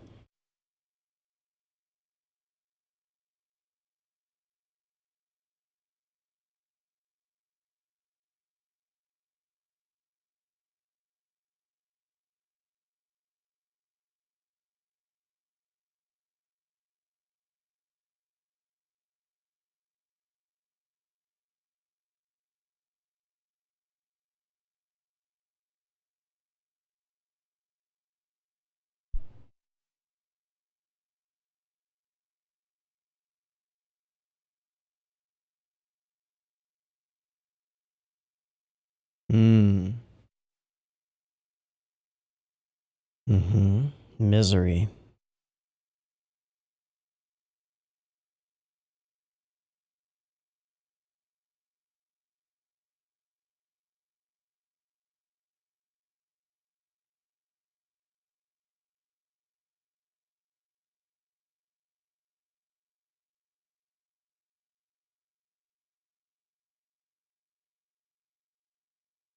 Hmm. Did they really care, or did they just miss their talent?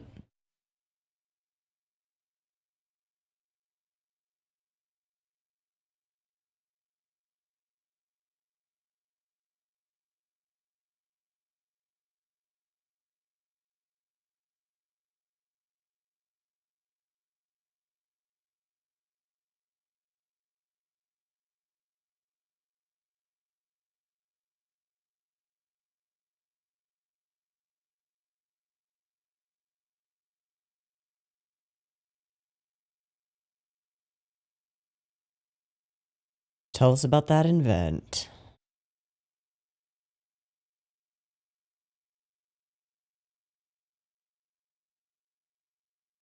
Why do I have a feeling it was Ogi? Why do I have a feeling it was Ogi?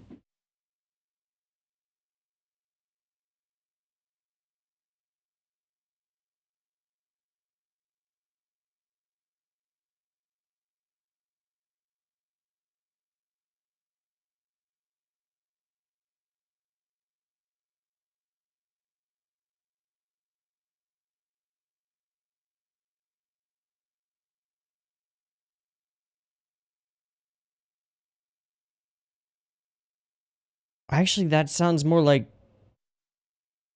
Senjokahara of all people. But they wouldn't have been teammates. So no clue.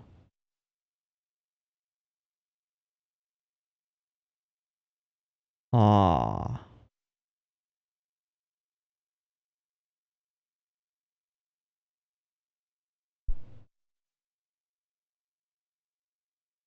Destruction and death. Oil spills.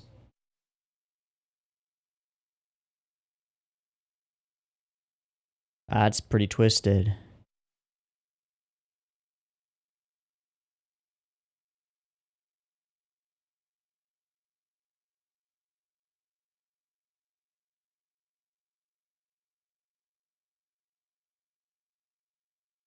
Figuring out the methodology.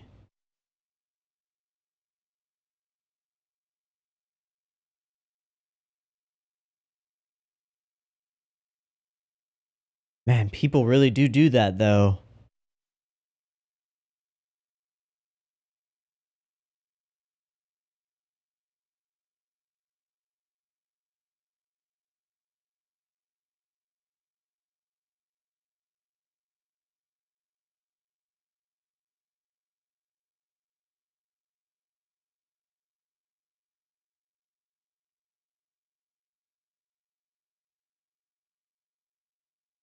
Hmm.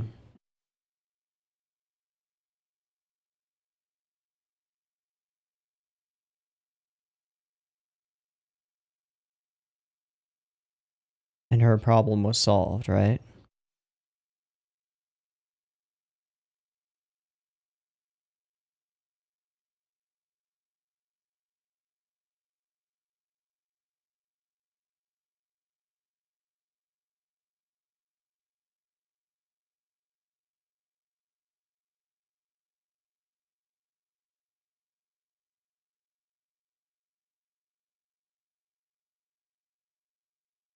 Hmm.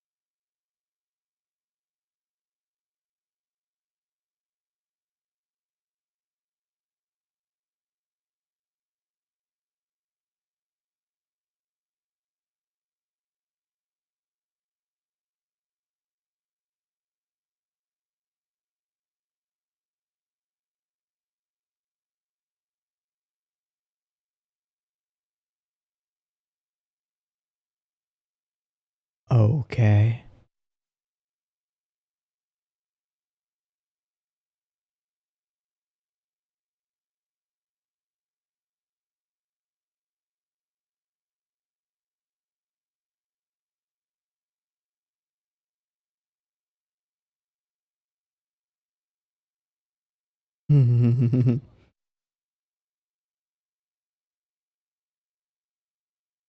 Right. How'd you get the leg?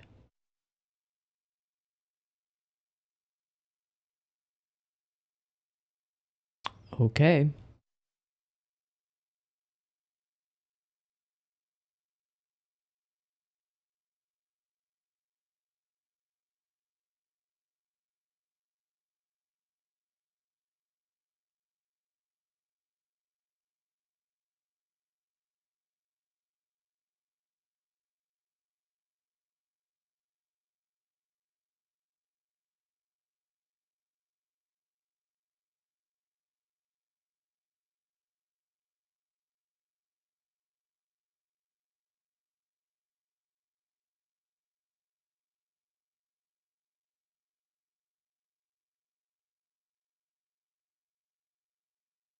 Nope, let's follow this through.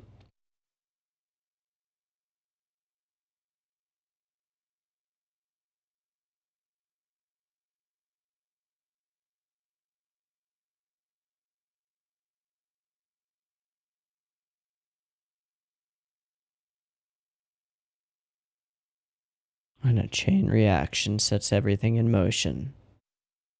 Please. Fair enough. Wow. Oh my god, that was the episode. Of course it was. I wrote down a timestamp at 1950, but still caught me off guard.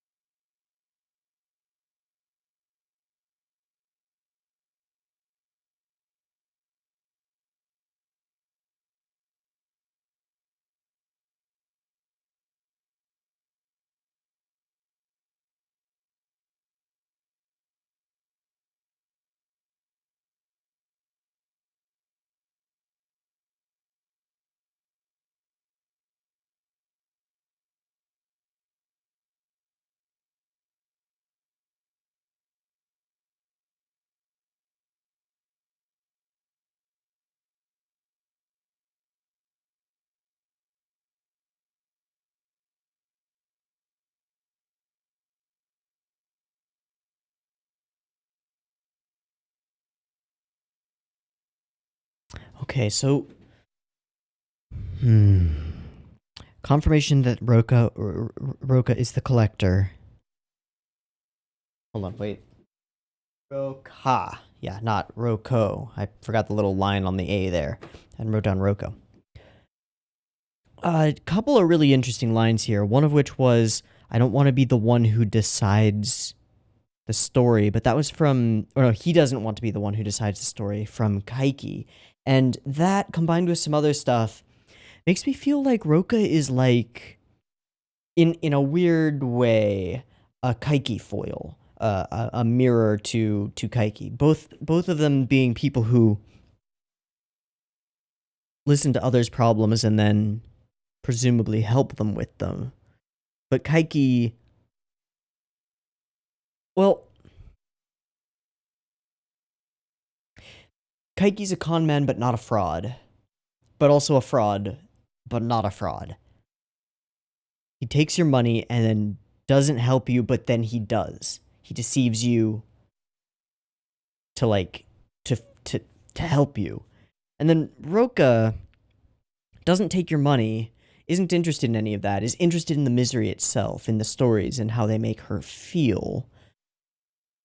Which we'll get to that. It rings true to me as like the sort of strange Schadenfreude that we get from gossip and like, I don't know what a word would be, but the thing that comes to mind is like misery porn. Like the little feeling that you get when you see that someone on Facebook maybe or whatever is having a bad time with something. And maybe you don't experience this, but I think some people do. You get at least a feeling that like, hey, maybe my problems aren't that bad. It sort of like attaches you to the human condition to realize that others are suffering as well. Not that you necessarily delight in their suffering or like Roka, it tastes like honey to you, but it can be nice to be reminded that other people have it hard as well. But she seems to me like an anti-Kaiki in a weird way. I don't know how to describe it. I don't know. I don't know. Okay. He doesn't want to be the one who decides the story. And then she later, when Kambaru says, you're the one choosing the way that the story turns out, those two lines seem to be working in lockstep to me. Not sure.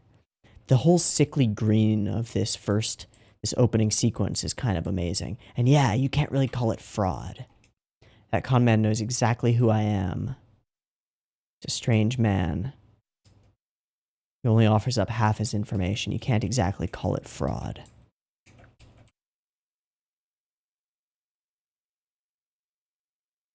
Huh. Weird. Supposedly his rule. I don't think I really... Yeah, that's fair, I think.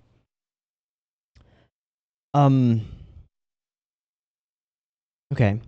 That Kambaru doesn't like dunks reads to me as like a certain sense of potentially misplaced or just personal and like somewhat irrelevant, a sense of honor that prevents her from doing things that she is capable of.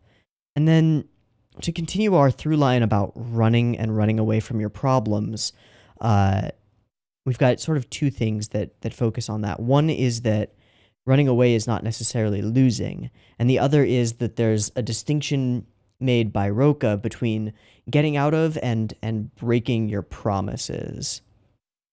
In a weird way, like, and this falls in line with the whole, like, they seem like foils of each other, Roka appears to tell the truth to people, except in saying that she will help them, but then she does end up helping them.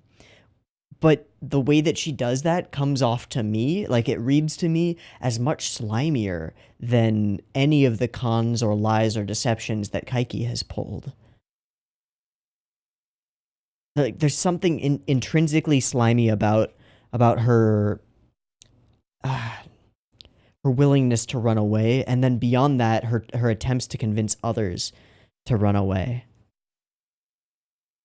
Now, I thought when she started this story about the girl who first came to her with her problems, I thought that we were going to cue that in with like, oh, it was Ogi and she also brought the monkey's paw or something like that, but which ended up causing the devil on her leg.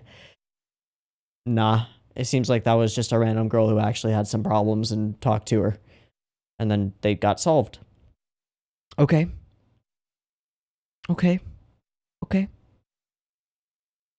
The one section that really irks me was the getting out of versus breaking promises. That you can just like sort of default on a promise, like never fulfill it, but also never break it. Never explicitly be like, yeah, I'm never gonna do that for you. There's something wrong with that. I'm not sure what it is, but it irks me a little bit. And then the scene where she comes on to her. That was the thing. It's kind of hot.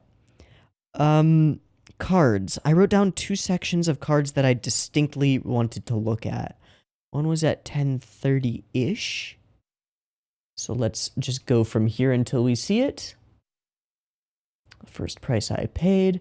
What? That's just absurd. That was a contract with the devil, and they're not so easily swayed. There's no way they'd just let me get my body back. What exactly is meant by collecting the parts of the devil? Very good question. I don't know. No clue at all. Okay, I believe that was the whole set of cards there. Cool. And then there was a really quick, like, jumpy cardy thingy, which is often where we hide the interesting stuff, right around 1950. So let's go from here. At an incredible rate of return for the effort. Right. You found something that you could do that doesn't seem to cause harm and does seem to help people, and then it's the way that you gain pleasure from it that seems a little off. Just a little off. A little weird. A little fiendish. Okay, I'm not seeing that, and we're 30 seconds past it, so I'm gonna go back further. So I'm gonna go back to 1940.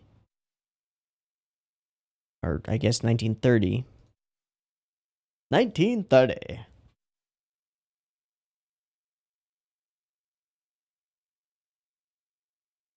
Basketballs are floating, basketballs are floating.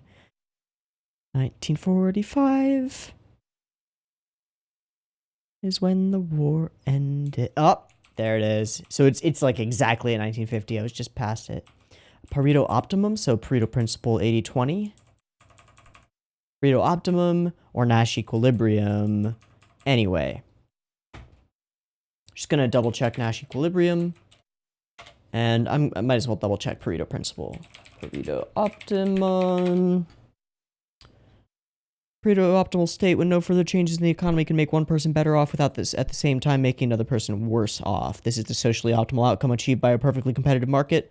Okay, so everything, okay, fine. And then proposed solution of a non-cooperative game. Assume to know the equilibrium strategies of the other player. No player has anything. Okay. Reasonable. So in context... Right. Everyone is gaining. There's nothing that anyone in this situation with either of the options. I don't think it really matters that much which. It seems like it's just Nishio flexing some economics, or like economic theory, which I'm not super knowledgeable about, which is why I decided to look it up. Everyone seems to gain something from the relationships that they have with Roka. And changing it would just cause a deficit, no matter how it changed. Okay, interesting. That's interesting. Able to save someone and heal my own wounds. Yes, you were. And you became the misery collector. Numachi Roka. And then she sets this whole thing falls into equilibrium, and then she sets it off at the moment that Kambaru tells her she wants all the answers. She wants to hear the story.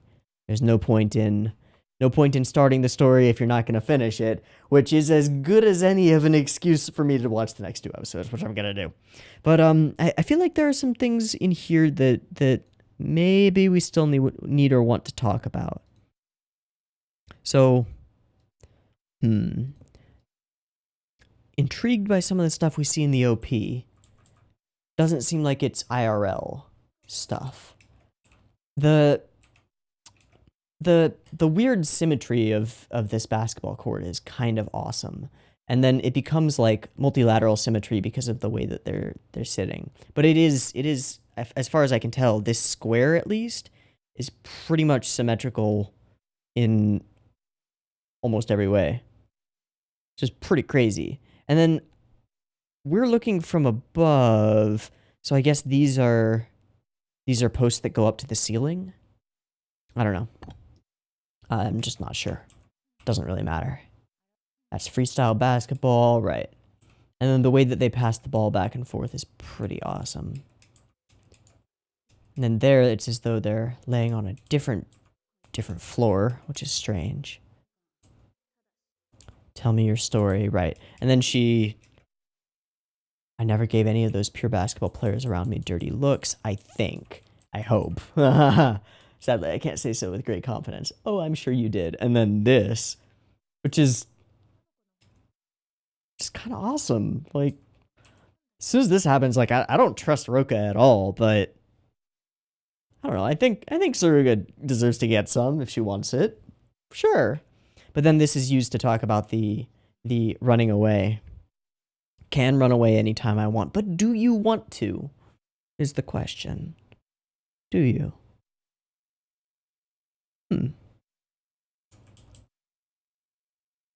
I know I can, but I can't. Most things can be solved by running, but running away leads to heading. No, those people. It's those people who, yeah, many people really think that running means losing. Those people are heading toward misery because they're never running away from any of their problems. There may be like some kind of balance that's possible. And then it's a tease and a cheek kiss, which is kind of cute. Just keep this wholesome. Yeah. And then shows off that she can dunk, which is exactly what she was talking about before. I don't know what the heck these weird shower things are. They're kind of cool, though.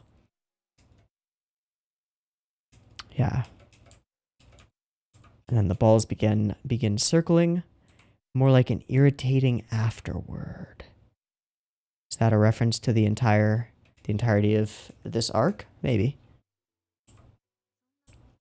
And then we've got this spiraling down, spiraling down. Easy, normal, hard. Basketball was normal.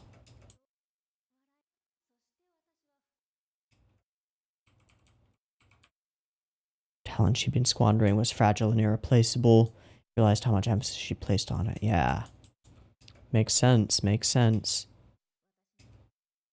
My nasty hobby of collecting misery. I don't know what the deal is with these butterflies. Some kind of symbolism, perhaps? Unknown. Yes, someone like me. Someone she could talk to who would be worse off. Who became like a gravitational black hole of misery. That's what she strikes me as, like a black hole of misery that just gains mass and pull the more it pulls in. That's an interesting way of looking at it. But it appears that we are going to get this story, the story of her initial interactions with the devil. I wonder if that clover on that umbrella is in any way related to Kaiki. But he wears a club, right? Not a clover. Found them delicious. A devourer of problems. Which is to say, I think, a devourer of oddities as well. What does that make you? I don't know. Weird. Definitely weird and definitely curious. All right. Okay. Let's call this a really interesting episode. And let's not waste much time getting into the next one, shall we? I feel like we're going to get another piece of this puzzle rather quickly with the rest of the story that Roka will tell us, and then some kind of twist and conclusion in the 5th episode. So let's go ahead and I'm going to do a resync, and then we'll jump into episode 4. Be right back. All right, we are go for episode 4. Time-based version, people, get it ready.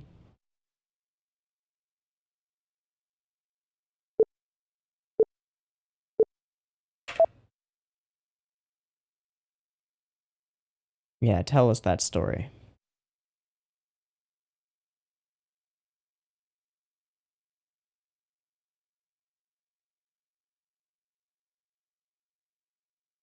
We're gonna get this in this kind of style. Okay. Wow, that is crazy weird. And fading into multiple. Physical therapy first. Things would never be that way again. Okay.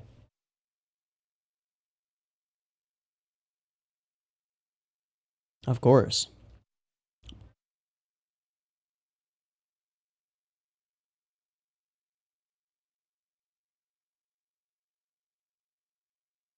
cold water.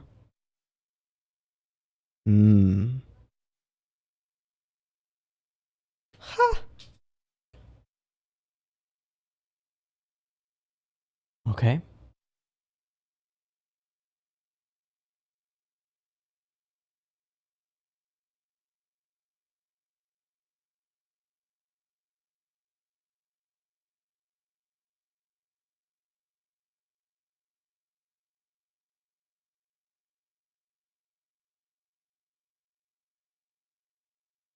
Mm-hmm.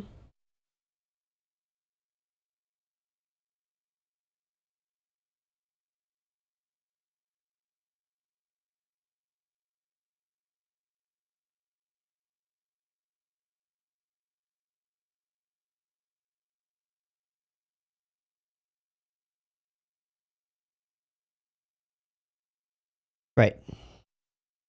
Right.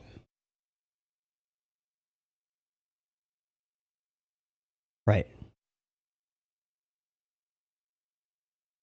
Again, perspective is everything. There isn't any.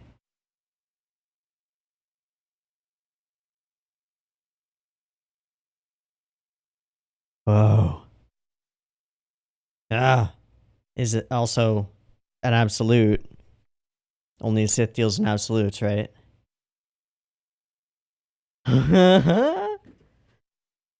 Right.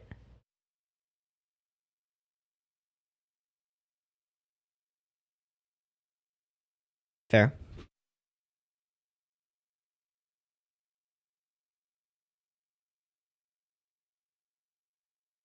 Hmm. Monkey's paw? Ah.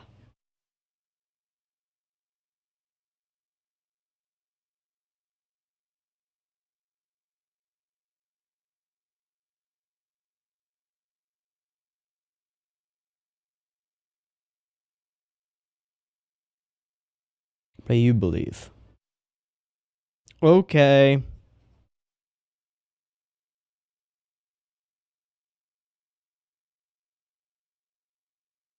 That foreshadowing would become important. Theories of aberrations. Okay.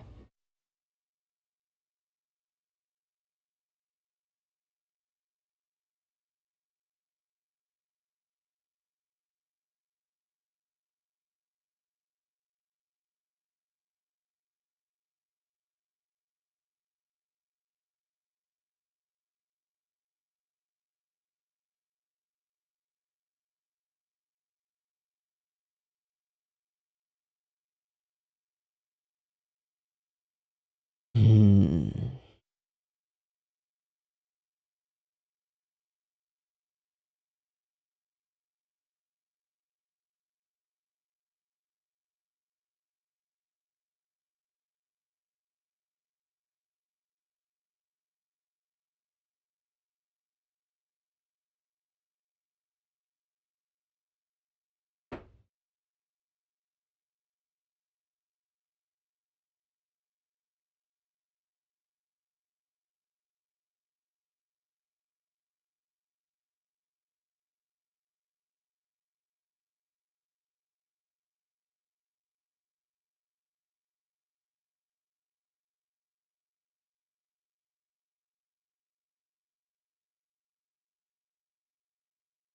Seasons going by.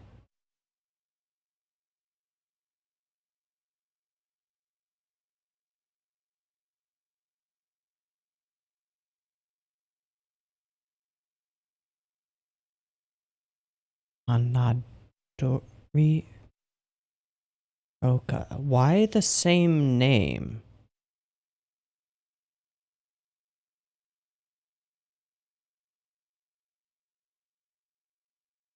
So she had the leg? The leg.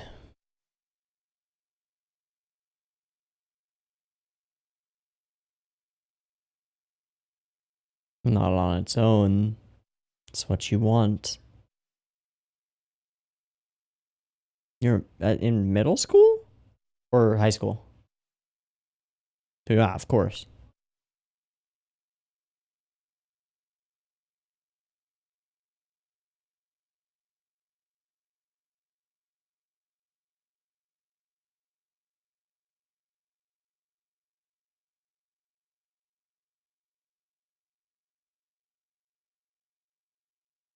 Right. And then her nights.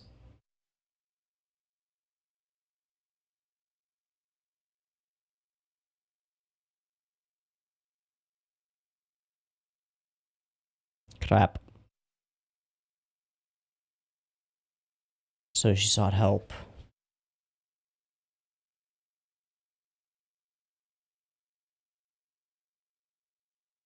Yum yum tasty misery? Oh.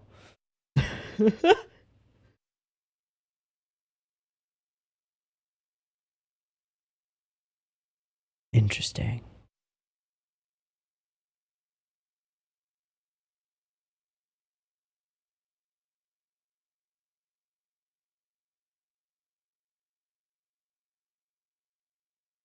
Okay.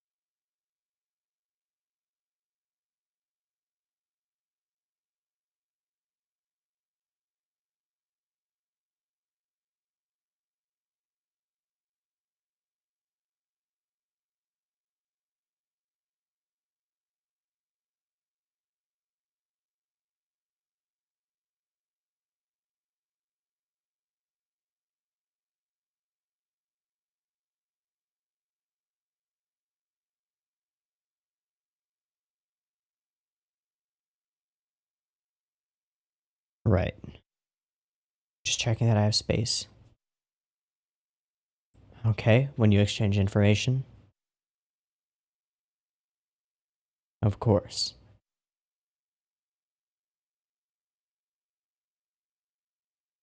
Hmm. Because the leg moved to you.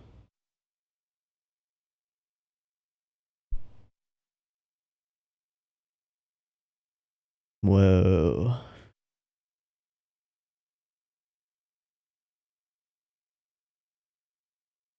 Huh. All outside my influence. All of the actual problems. Certainly. A leg.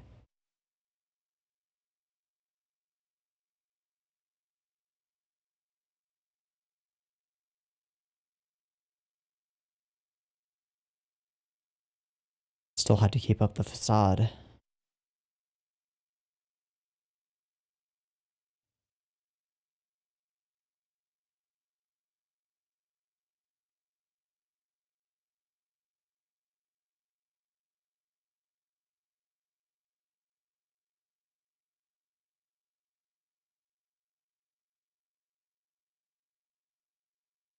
Devil searching?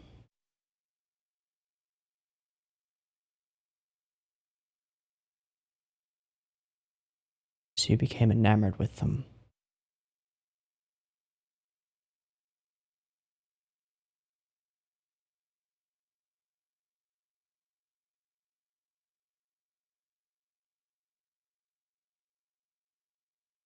Huh. Huh.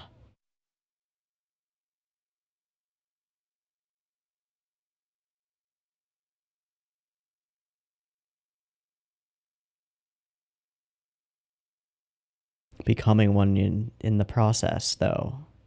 Right? Like piecemeal.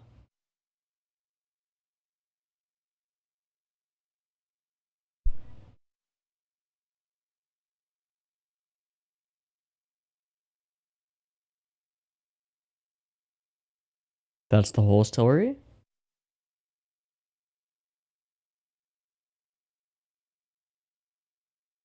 Uh-huh.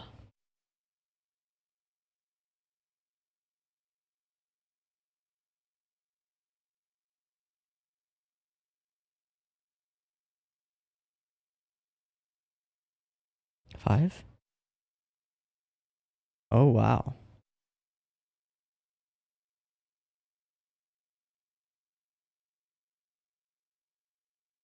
Unknown. Okay.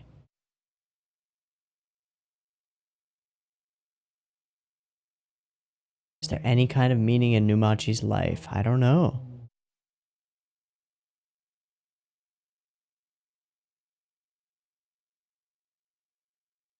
What if I want that arm back?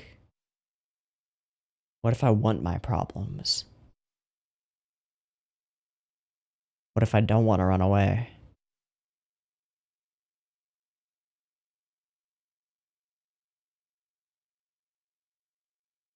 Those are all possible tracks.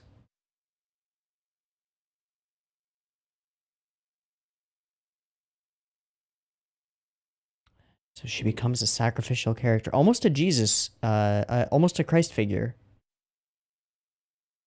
In a taking the sins of the world upon yourself and suffering for them way.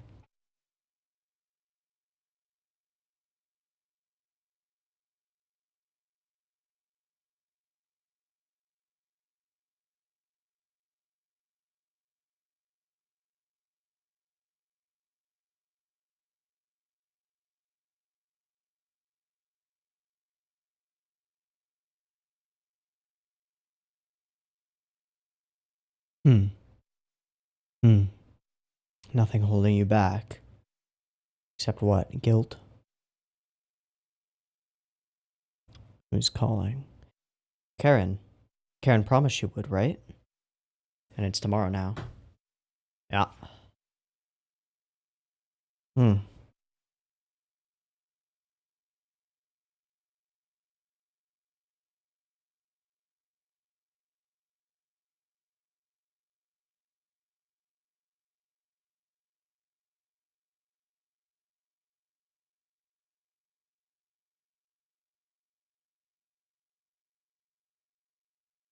No, no, no. She found something interesting that's going to change your mind. She doesn't exist?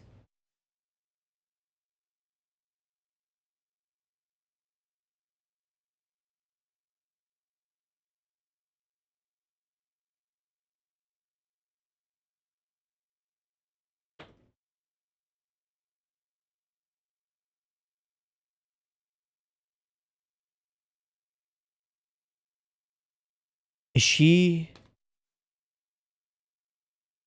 like Hachikuji, a ghost?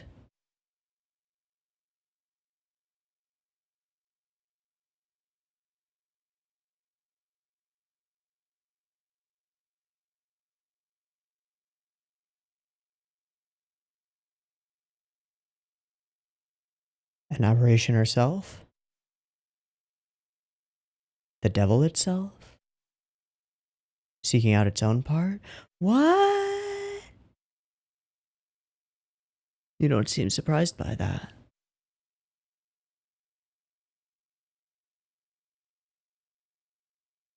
Ghostbuster. He did cross it out, though.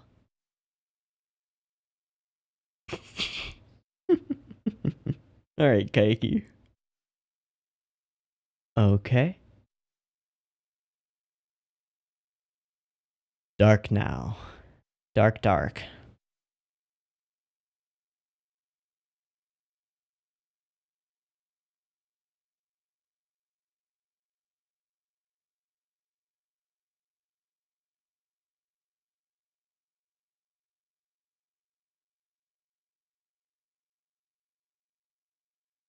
How far are you running, girl?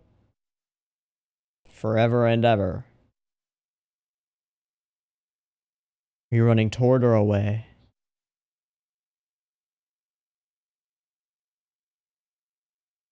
That's pretty cool.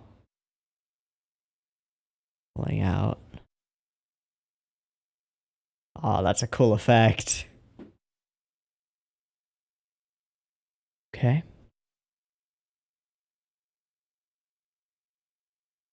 Oof. Just run until you pass out.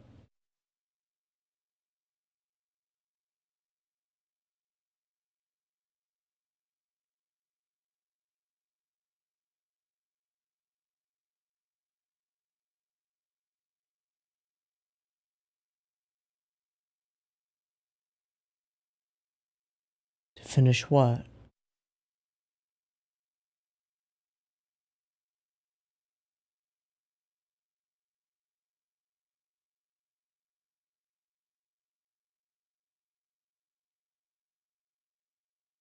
Hmm.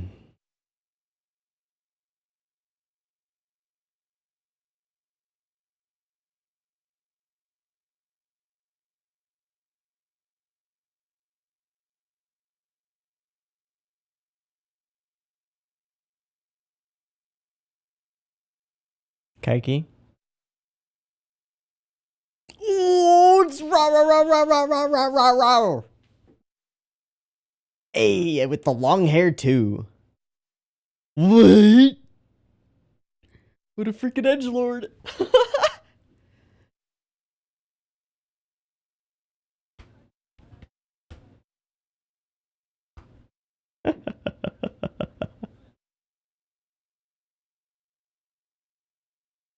uh.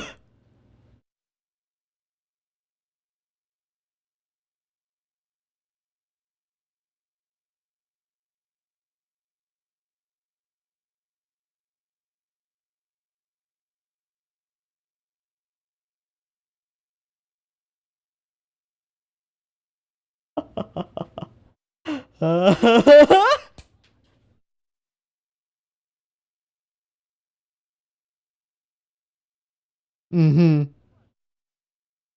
Mm-hmm.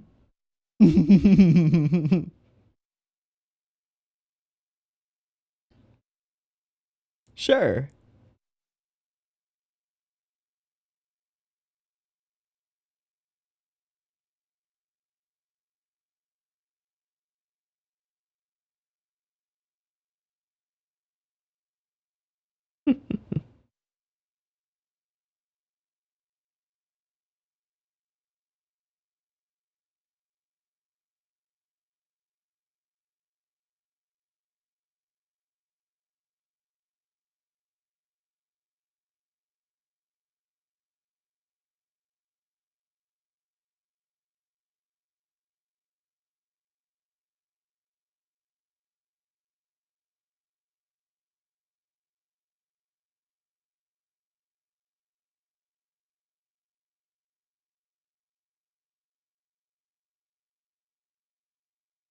Hmm.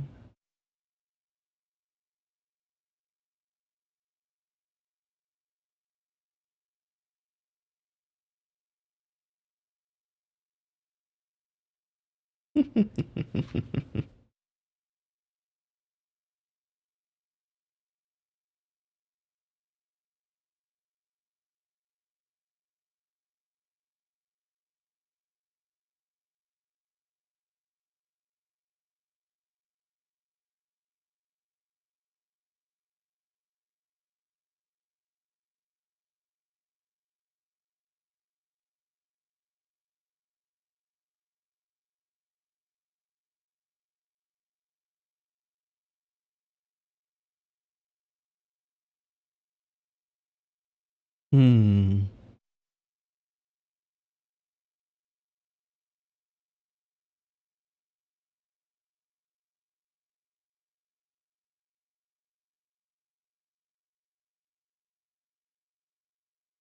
Playing in someone else's story, letting them decide how it turns out.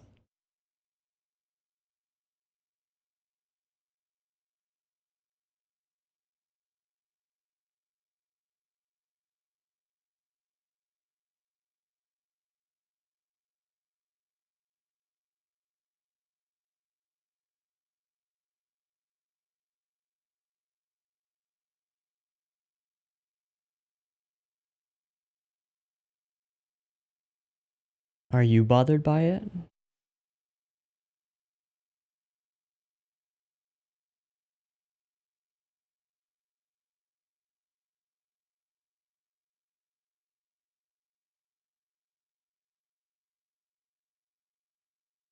Aragi's the perfect person to have this conversation with because he'll have an interesting perspective on it. He's one who always rushes in and tries to change things. Because you're bothered by it. Bingo. My man. Perspective. Little Shinobu keychain. That's great. The bouncing balls, the ripple effect. Will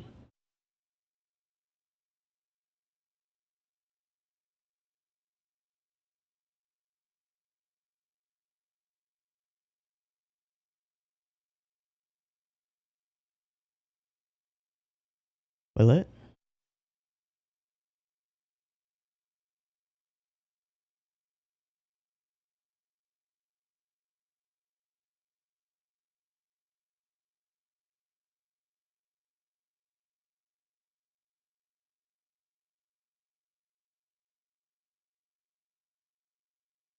Hmm.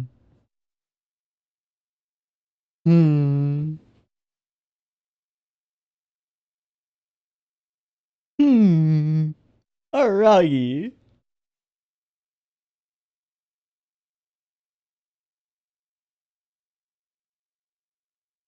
All right, Aragi. Right.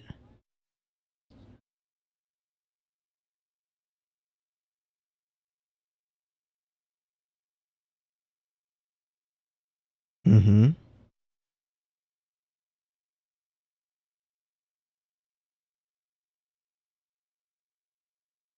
One with Kisushoto.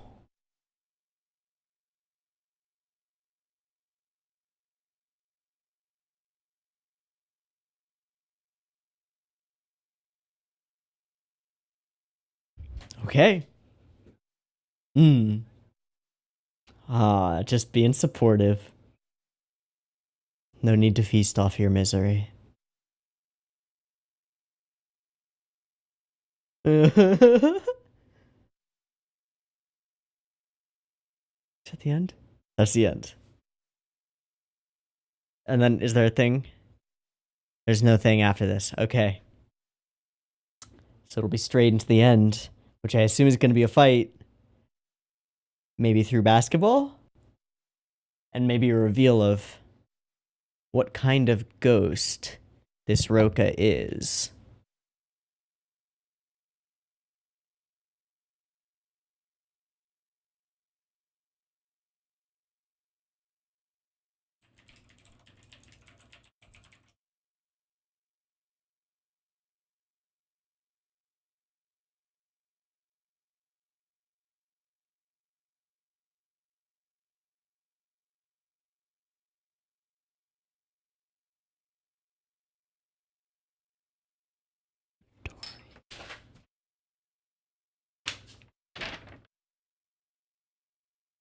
Numachi.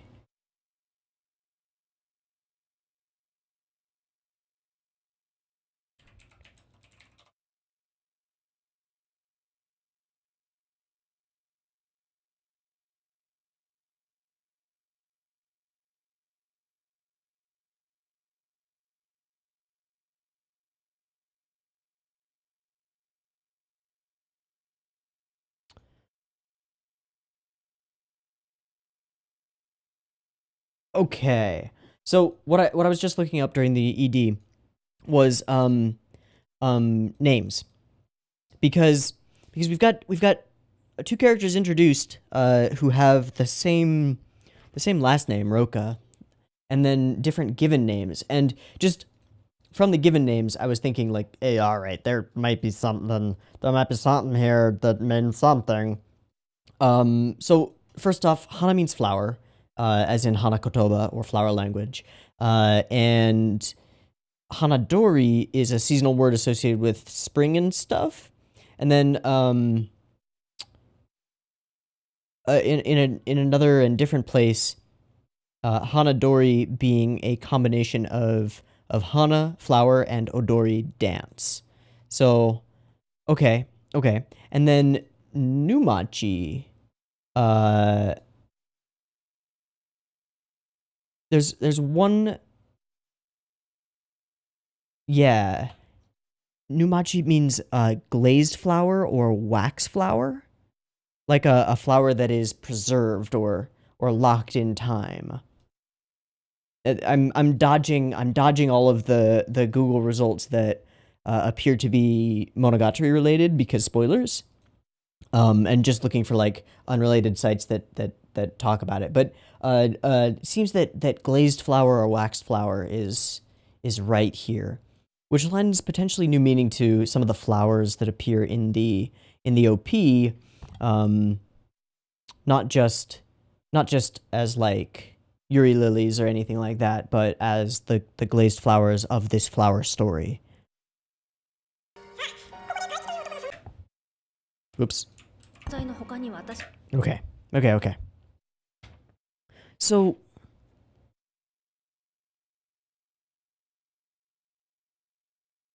the story here makes sense.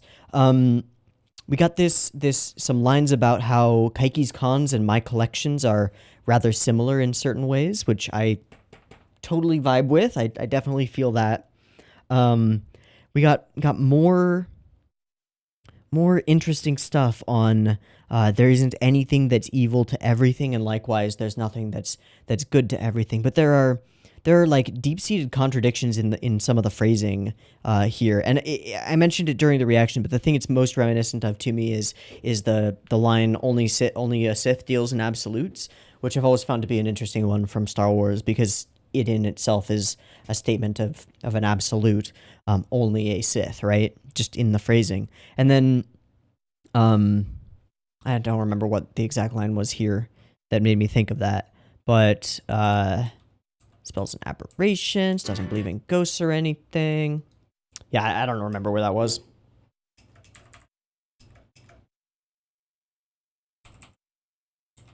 Oh, okay, it's right here. Even the worst evil saves something. And this big shadow of herself. Even the worst evil, even the worst devil. On the other hand, even the greatest good hurts someone. The phrase, there are no absolutes in this world, means there isn't any absolute good or absolute evil. But it's also self-contradictory, right? There are no absolutes in this world is in and of itself a statement of an absolute. There isn't any absolute good or absolute evil. Which I agree with, and which I believe, and which makes sense in the context of the story.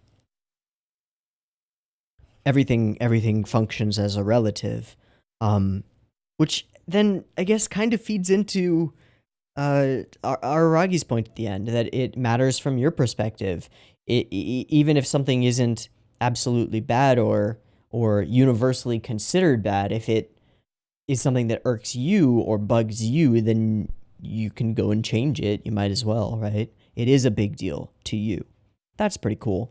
And then that foreshadowing will become important, okay?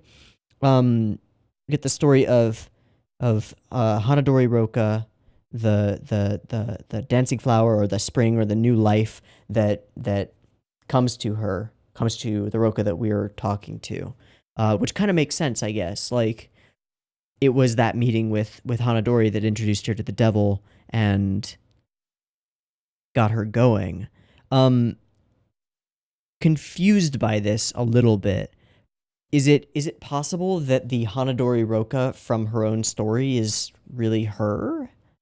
And that the change of name to Numachi Roka is like, because Hanadori is something about flour, and then Numachi would be waxed flour, as though frozen in time, or like a false flower. So, was she the one who got pregnant and went through all of this and knows this story not because it was told to her, but because she lived it and killed herself for it and became a ghost that seeks out the rest of the devil parts? I don't know. Maybe. So then we get our call, we get a goodbye and a statement that probably never going to meet you again, which I don't think is going to be the case. I dare say that I think that Saruga's gonna go after her and try and get her problems back. That's where I think this is going. Yeah, fight with your kid, have a nice human life, because that's what I couldn't do. Interesting. Certainly interesting. Yeah, I can use my left arm now. Right. And then we get the call from Karen. Karen broke her leg during a basketball match, quit school too, transferred to new school but before graduating. There's nasty stuff going on at home. Really cheerful girl, so no one had a clue. She had a lot going on, but suicide. Oh. Then the new Machi I saw was a ghost, and she's totally nonplussed by that. But suicide. Yeah. Huh. As though she already kind of suspected it. Unknown, though. Calls Kaiki. He doesn't pick up. And then she goes for this insane run. Forever. And happens to find her way here to this crossroads. And get picked up by Koyomi. Make fun of his VW bug for a while, which is great. And then they banter a bit. Right. They bought it for me. Araragi with the freaking like high collar jacket thing with the things over the thumbs and the long hair. What a fucking dork. What a dork. I love him. This is great. So the question is, well, what's Saruga Kambaru gonna do? She's at a crossroads, right? She's gotten some advice and some conversation from Araragi, which would indicate like spurring her on to go and solve the problems that irk her, regardless of whether the people who those problems are like relevant to actually think of them as problems. So, what is she going to do? Is she going to try to... I feel like what she's going to try to do is get her arm back, get the monkey's paw arm back, in a sort of, no, this is my burden to bear, not yours. But I don't know. Maybe she'll just let things lie. It's hard to say. We've got a pretty clear, like, two definitely opposing, mutually exclusive philosophies. I'm expecting that she will end up on the Araragi side of those philosophies, but maybe she'll come to some kind of interesting integration of the two of them. I don't know. I am interested to find out, though.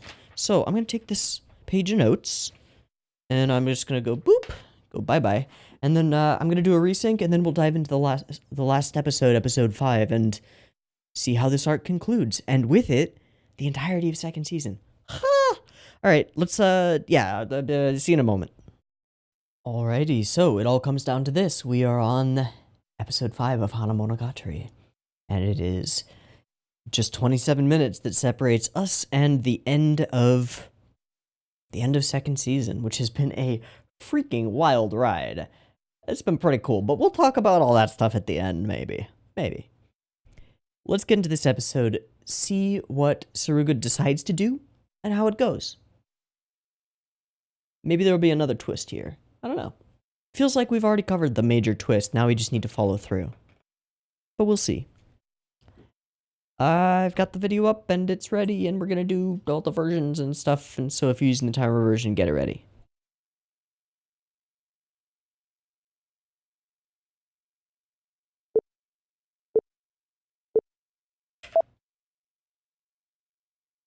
Okay, back to Sakura.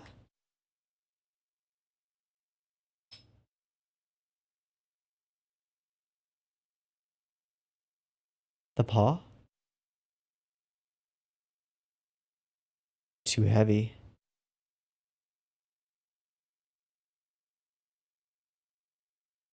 Guy and give me this, you don't have to use it. Pay me if you don't have to pay me, use it if you want. I didn't see the last. The head of the devil.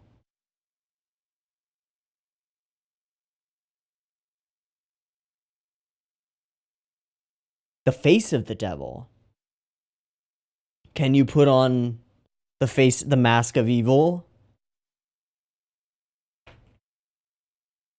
Like become, maybe. It's got some interesting possibilities.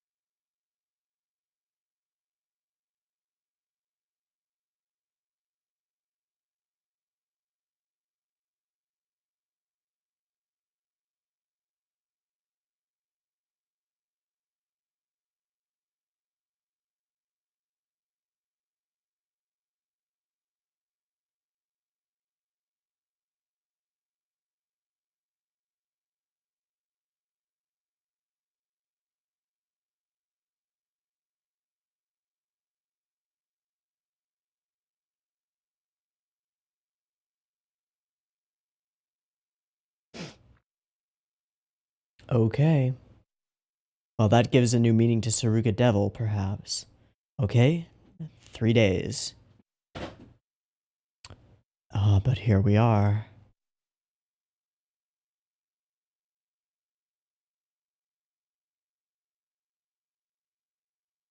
Where?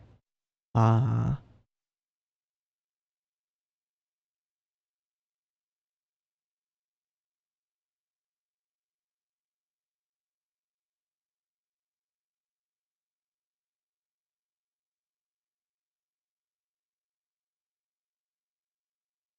Always.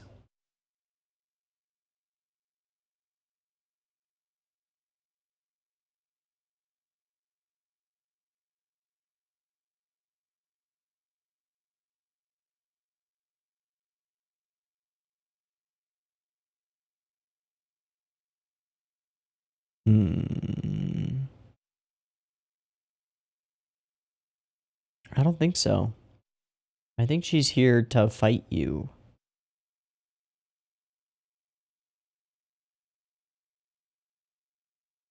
Aha.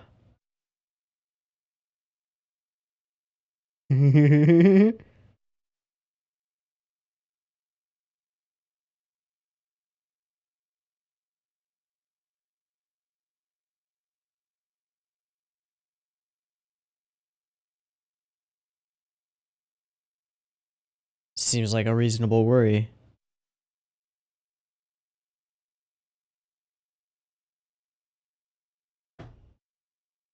Hmm.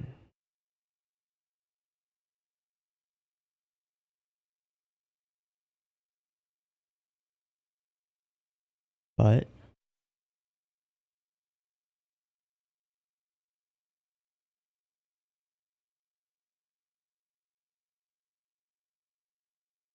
I don't want to run away.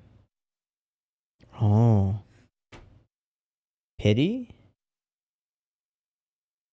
But I can't run away. You're visible to me. Huh.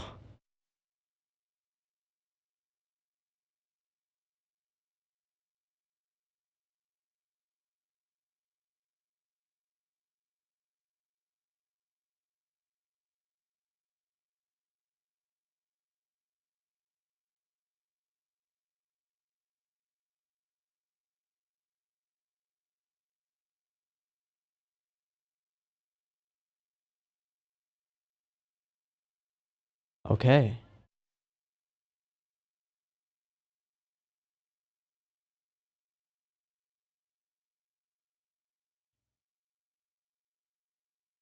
Because I can't bear to look at you.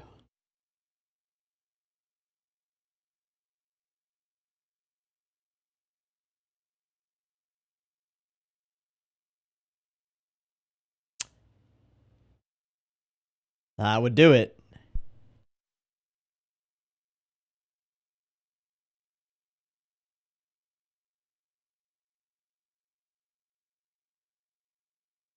Hmm.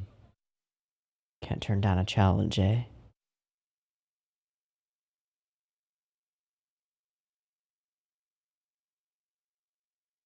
Which means that underpowered Saruga. Yeah. fully human.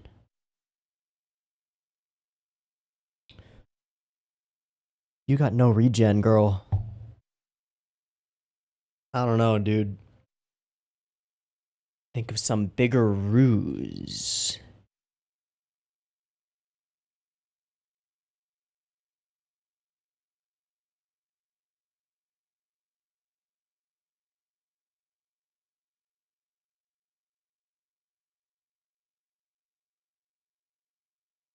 What's worth fighting for?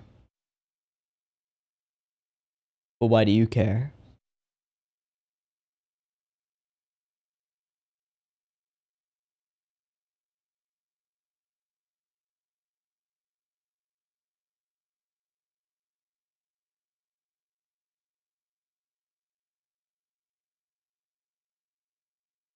Nash equilibrium.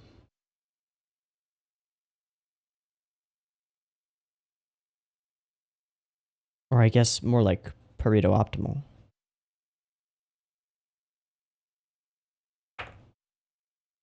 Huh. Take it. Yeah. But will you?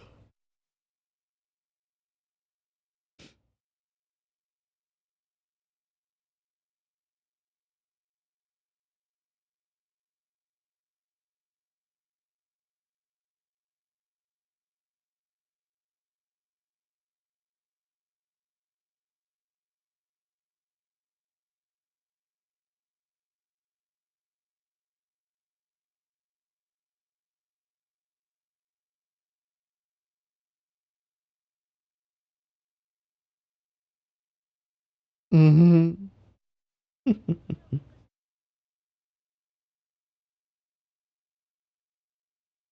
Mm.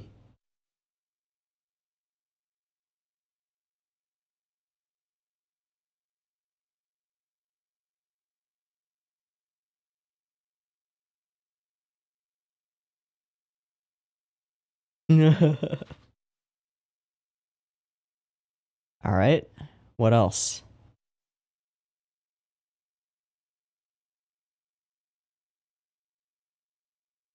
Shoulder and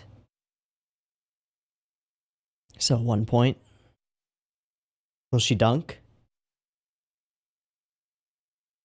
That becomes a thing now.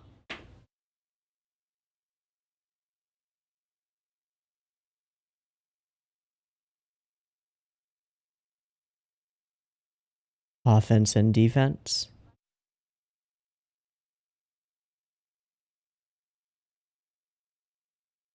Single strike. These seats.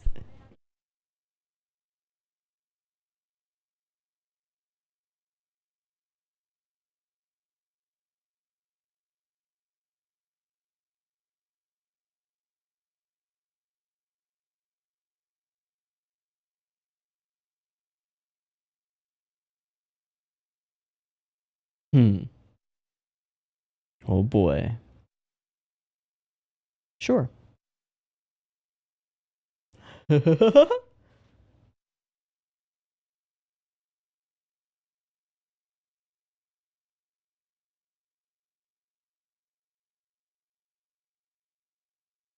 She doesn't know that she's a ghost.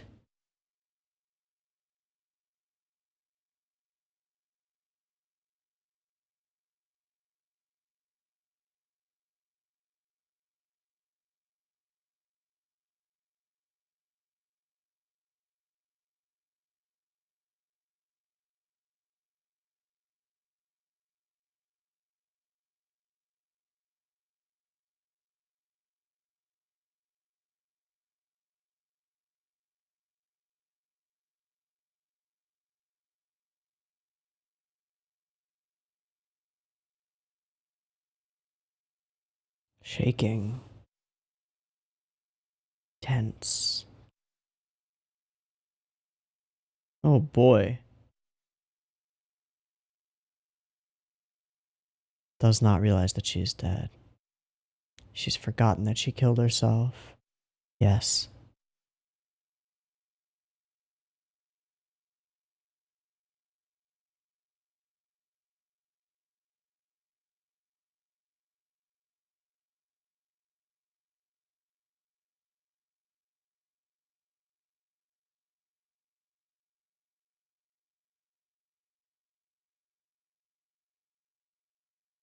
Hmm.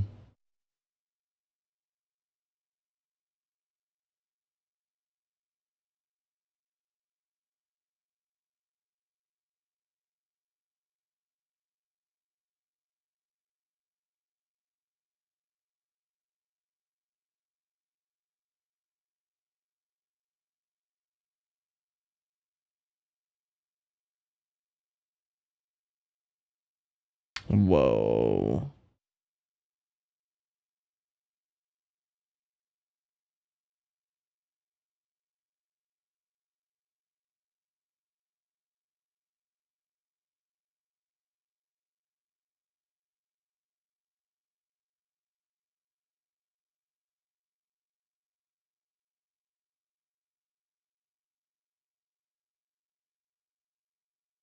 I want to confirm that she is not me. I want to be sure.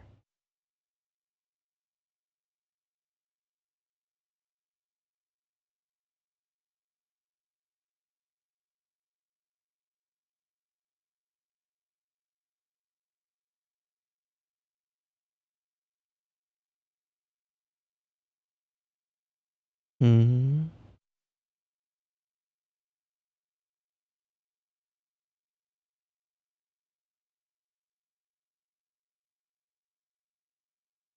Huh.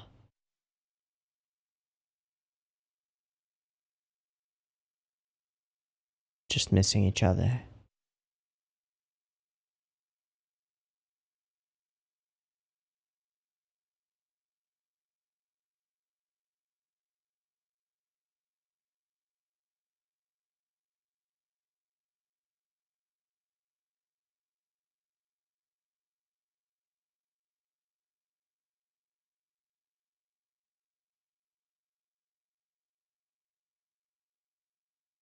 Whew, that is harsh. Yeah. Just hit the halfway point. Huh.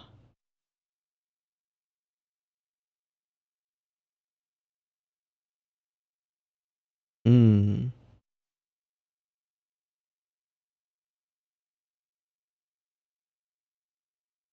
Hmm.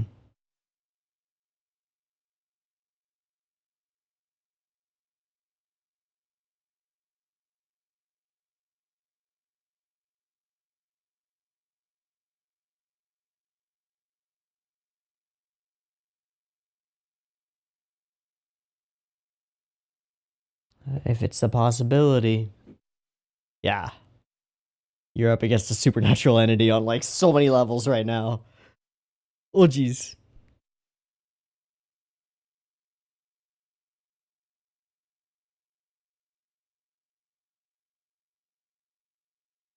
Alone?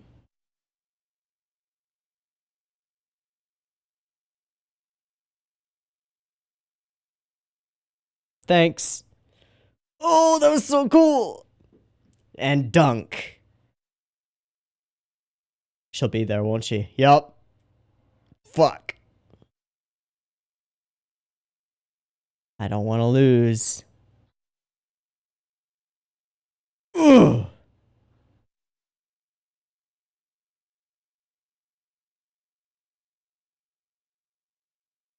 Kiss.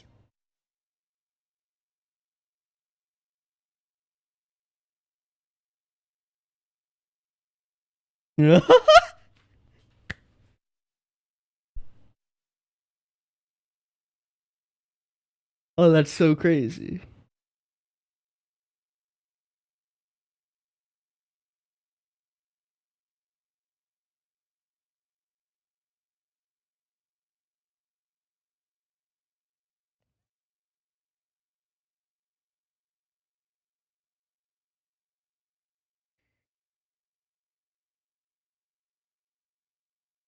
Mm-hmm.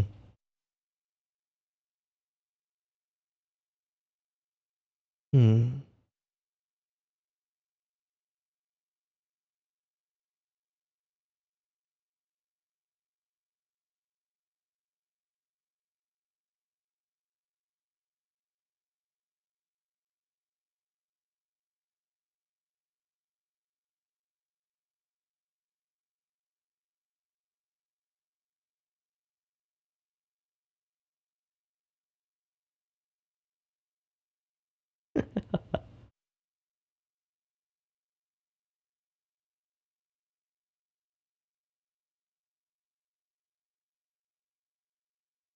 Yeah, I was about to say you should have kissed her when you had the chance.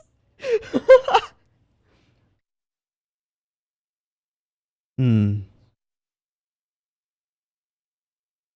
Hmm.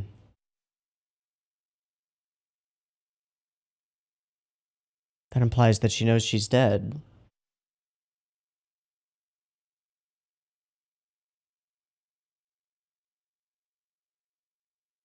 Wow. Hmm.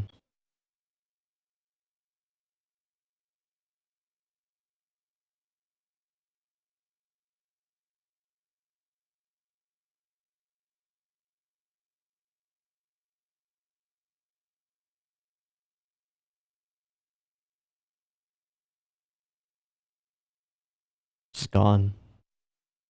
And the parts are left behind.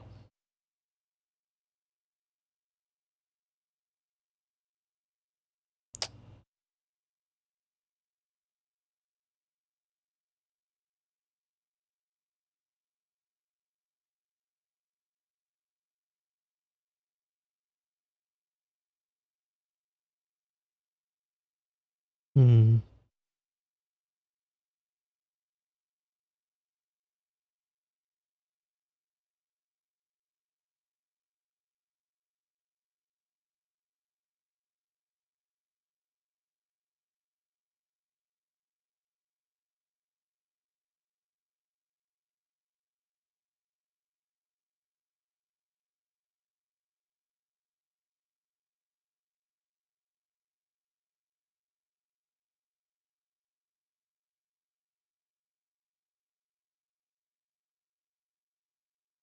Her mother?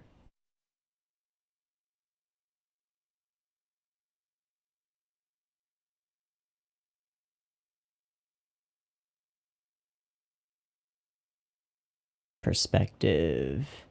It's all about perspective, huh? One day I will be grateful to my mother. I will understand her.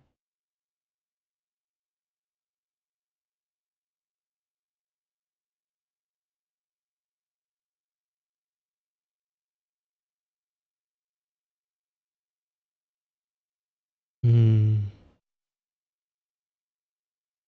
Flowers.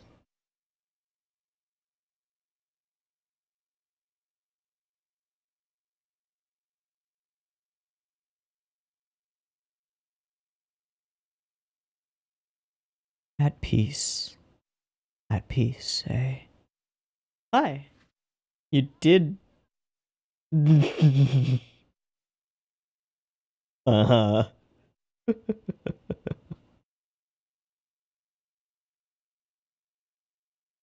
Oof.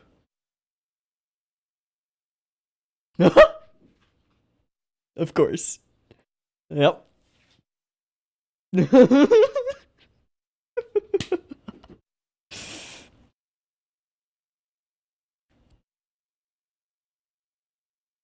Sounds about right. That was why he came.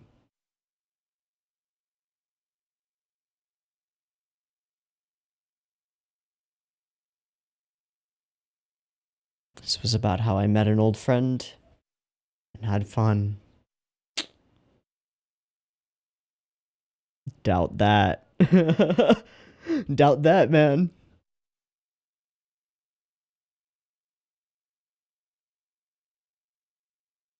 I think the fact that you can say that is part of what makes you so amazing, Aragi. Mm.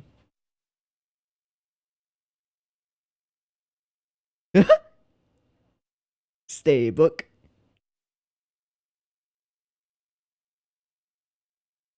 Mm. Probably. Ah, dominoes.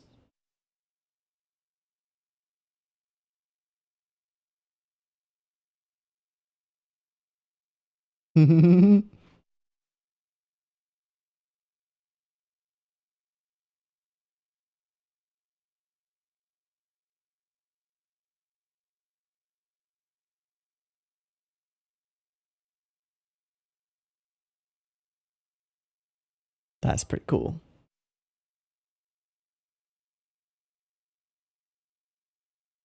Starting over again.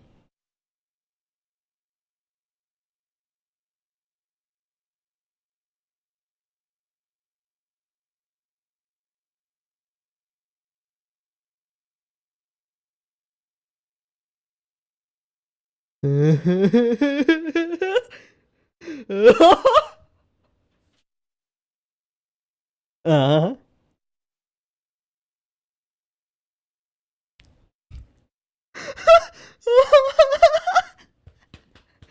No chromo. Uh-huh. All these statues? Probably. Oh, wow.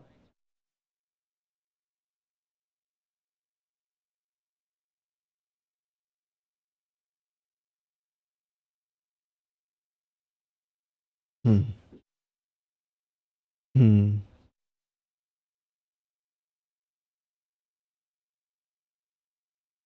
And stating it, admitting it to yourself. Oh, that's pretty cool.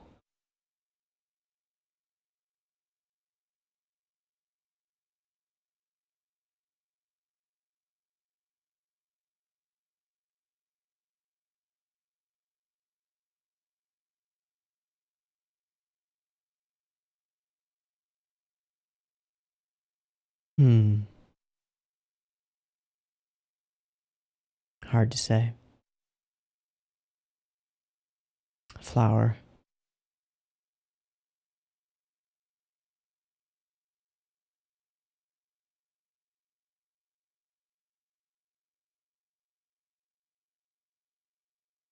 Cut it all off.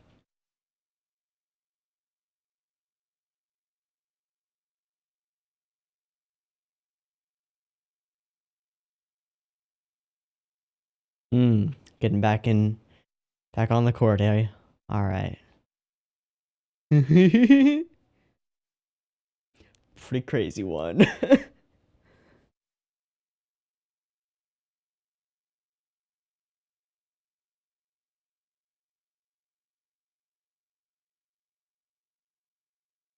Hmm. Hmm.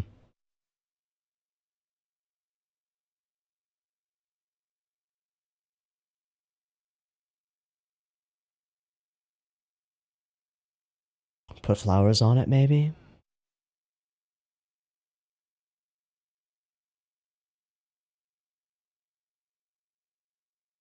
Hmm. Never know.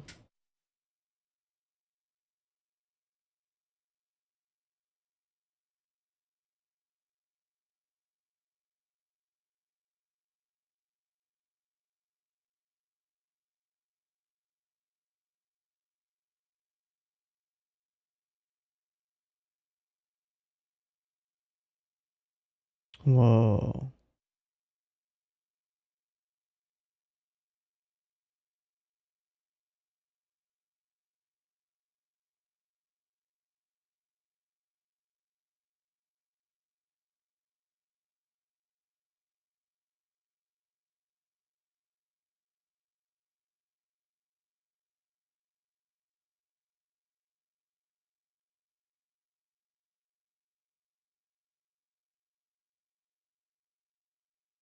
Did your thing.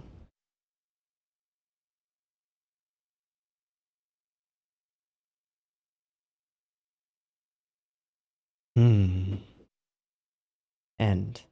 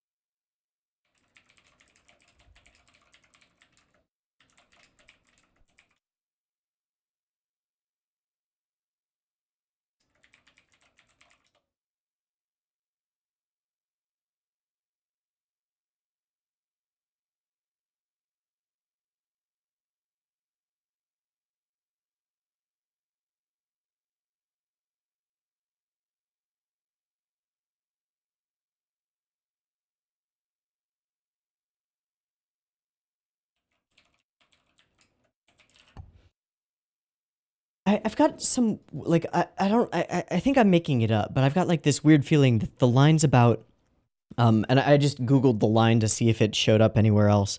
Um, the line about better to do and regret or not do and regret, but then it's better regardless to do and then not regret it. I felt like we had talked about something very similar to that at some other point, and so I went and looked for it, but didn't see it anywhere. So not sure where I got that idea, but a really nice way to wrap up the themes of this arc, because I think regret is a big part of Saruga. Like the a lot of the way that she walks around with this arm, in a lot of ways, like this meeting with Numachi, with Roka, serves as a way for Kambaru to overcome her own regrets as well, demonstrated by losing the arm, giving it up at least. And then the ideas on jealousy. Good's motive is so often jealousy toward evil. Evil's motive is sometimes, but not always, animosity toward good. Fits in properly with her first arc in a way that kind of completes the story, because she was, as many of the characters, the arcs in Bake were left hanging a little bit. Like um Hanakawa's problem was drained away but not actually solved. Mayoi's issue was never actually fixed in any way. She remained the lost snail, and that came to fruition in its own way. But Saruga in particular, like, just had to carry it around with her and deal with it, and it prevented her, partly because she allowed it to, but it prevented her from doing the things that she wanted to, that she loved. And in this moment where it's in that moment where she and Roka, like, just start bursting out laughing and the tension disperses. It's as though she's forgiving herself. I don't know. I don't know where I get that. But that's the feeling that I get.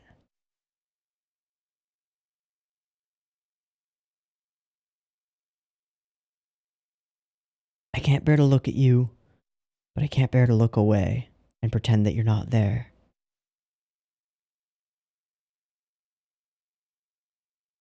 This was a pretty lovely ending episode. I don't think it's a super complicated one. I think it's just right. It rings right to me. The fact that she wins with a dunk after uh saying that she doesn't want to. The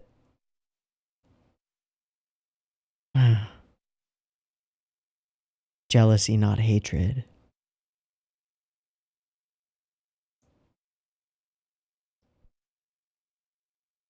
And that she cuts her hair, as a number of characters have, as a symbol of moving past it, moving into something else. But beyond that, it's also practical and pragmatic, right? It's optimal for her because it also signifies that she can get back into the sports that she loves.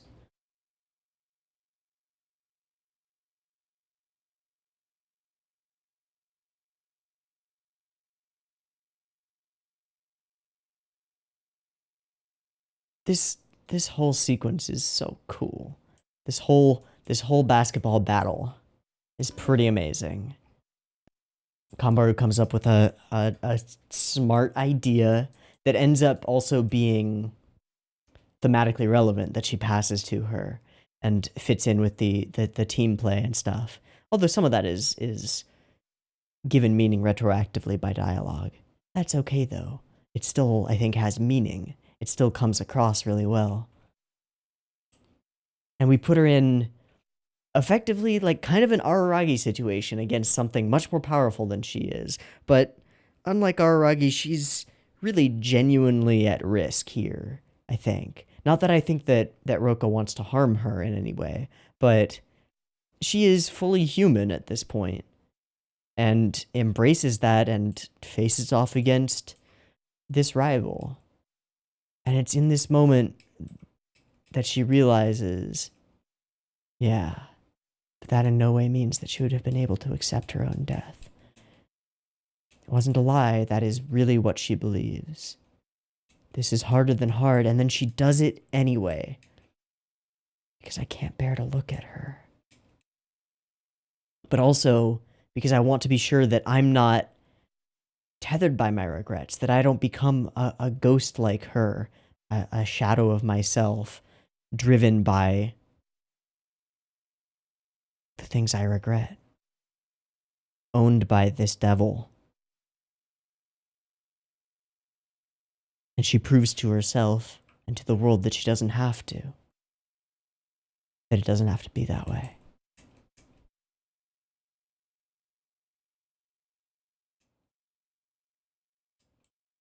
It is so distinctly a story about regret.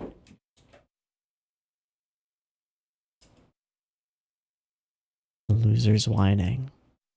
The best thing is to do it and not regret it. You can't guarantee that that will be the outcome, but you have to try, don't you?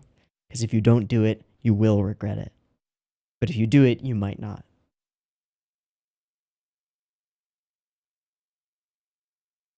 I think that's a pretty perfect answer to this concept of like running away from what's difficult or running away from your problems. Because there's always something you can do to try and solve those problems. And if you don't do it, the problems won't solve themselves usually. Like, for all that Roka says about time solving people's problems, I don't believe that's true. I really do, like, in my heart of hearts, believe that you have to face your issues. But it goes even further than that. Like, Kambaru Suruga's character is deeply founded on regret, it seems. It seems like from the beginning scene and the nearly ending scene of this arc, those words from her mother that resonate, it seems like there's even that relationship, lost as it is to her, is steeped in regret that it didn't go differently, that it wasn't different. Maybe I'm reaching or making it up, but that is how it feels. And yeah, and those lines that we get only as cards when she is thinking about her mother. I think it's before Araragi shows up, when she's dreaming.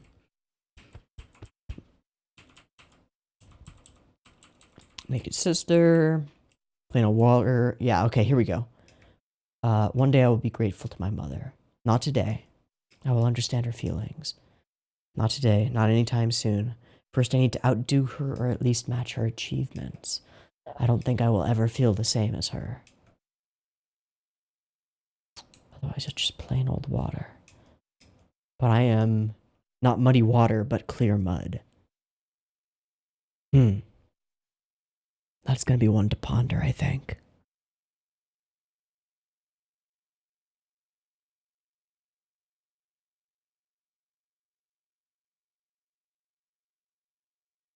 I really like this arc. Partly because Kambaru, I think, deserved it. Okay, Mom, I'll see you later. Yeah, bye. I think she deserved it. I think she needed this arc. And I'm glad she got it. And then the other thing is that, like, this one landed for me. Like, the thematic elements of it, I think, landed for me. I found it intriguing. I found the mystery exciting and interesting. I found the conclusion wholesome and heartfelt and right. The little meta elements that are sprinkled throughout with the Nisio scene touch all kind of worked. The production and just like choice of how to shoot things all kind of worked. it all just sort of came together. Do I think it's as strong or as incredibly engaging as as Koi was? No. I don't think so. Um or even perhaps Nekoshiro. But as a conclusion to second season, as a conclusion to Kambaru's unfinished business, this works. This works really well. I think with that,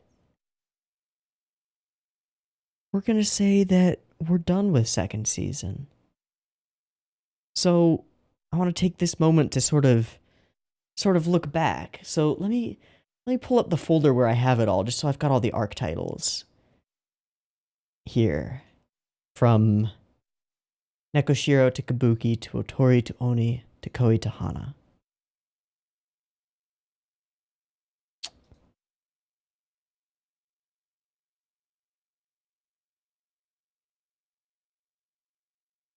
Of everything of Monogatari that I've seen so far, and we've got 3 more. I believe these are all full seasons. We've got Ski. Oh no, Ski is 4, or Tsuki.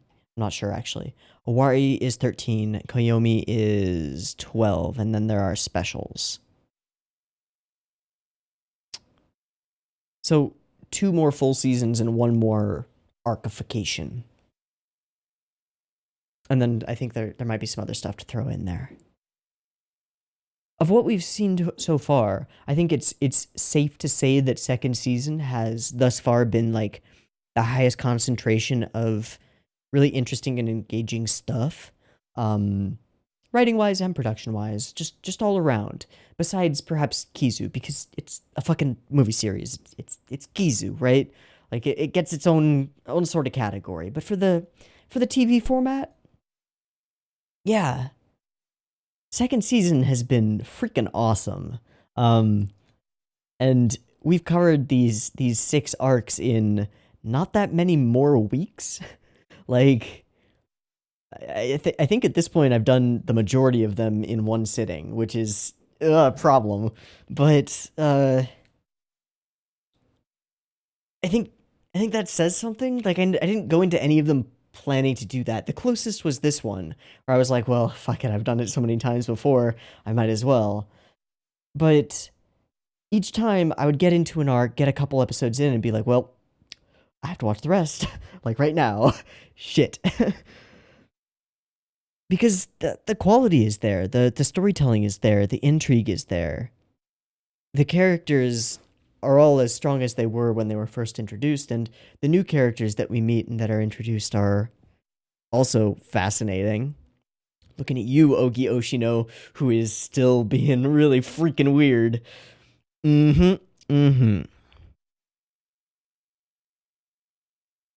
As far as I know, this Arcana is the chronologically very last of all of them. So we will go back to the period between these times, right? Between Koi and Hanah for the other arcs, unless they're scattered elsewhere. I don't really know. But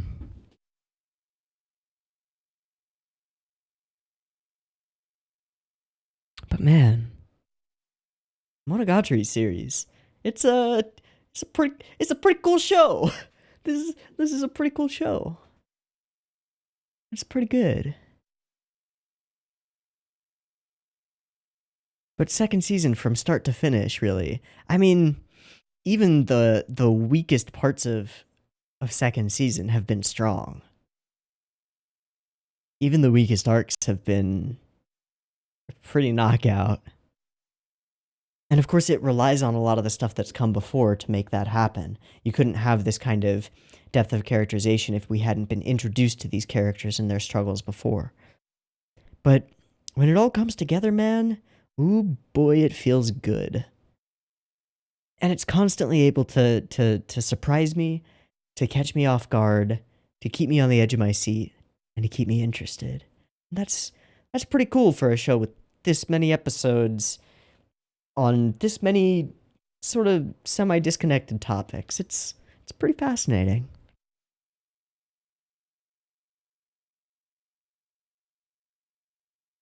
So I just wanted to say a few words about second season as a whole now that we're coming to the end of it. And, well, I've said those words, which means that if I keep talking, I know, and you probably know, that I'm gonna just be stalling for time, because I don't like ending videos. You know, it's difficult. It's difficult to end a video when you know that there's so much more you could have said, or I should say, it's difficult for me to end a video when I know that there's so much more I could have said. Like we could go through this and we could probably extract some meaning from all of the scenes that I haven't touched on, but I think I've covered what I found most interesting and most important about this arc, and that's just that's what I try to do always. Like there's a weird balance to try and hit between covering and talking about what you feel is necessary and not wasting people's time. That was always something, like, from the beginning of this channel, one of my goals was not to waste people's time. Like, if I can't add something through my commentary and like, analysis, whatever you want to call it, blathering. If I can't add something through my blathering, then what the hell is the point of making these videos? Like, I do this because I enjoy doing it and because I enjoy exploring this kind of idea and this kind of media and giving it a hopefully critical eye. And if I'm not accomplishing that, what's the point? So now I'm stalling. Now I'm wasting time, right? I don't want to do that. I don't want to do that. So let's wrap this up. I've been Teeaboo. This has been Hanamonogatari, and with it, the end of second season, which has been kind of lovely for the last little while. It's been pretty awesome to look forward to this, and just, like, given the quality that second season started with Nekoshiro, and with people telling me, oh, just wait. Oh, just you wait. It's been really awesome to be able to look forward to it every week.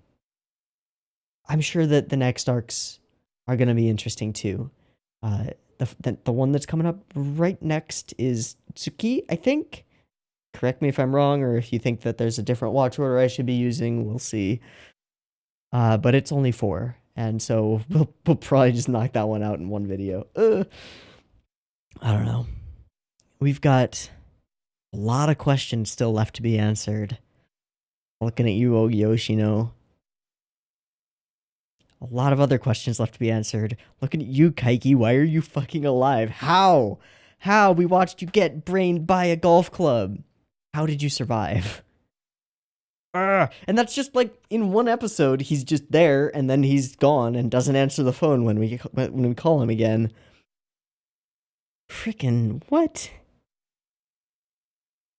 Oh my goodness. Anyway, I have to wrap this up. I've been Teeaboo. This has been Hanah. I hope you've enjoyed it as much as I have. I hope you've enjoyed all of second season and all of the Monogataris before it as much as I have, because I've had a grand old time. And I hope you have too. Additionally, I hope that I will catch you next week in the next ones, which will go up sometime within approximately 24 hours of this video going public on YouTube. The next arc or video or reaction or whatever will be up on Patreon, so check that out if you want to. Yep, that's gonna be it. Thank you, Nisio Isin. Thank you, Shaft. Good stuff. Good stuff. Alright. I'll see you next week. Peace.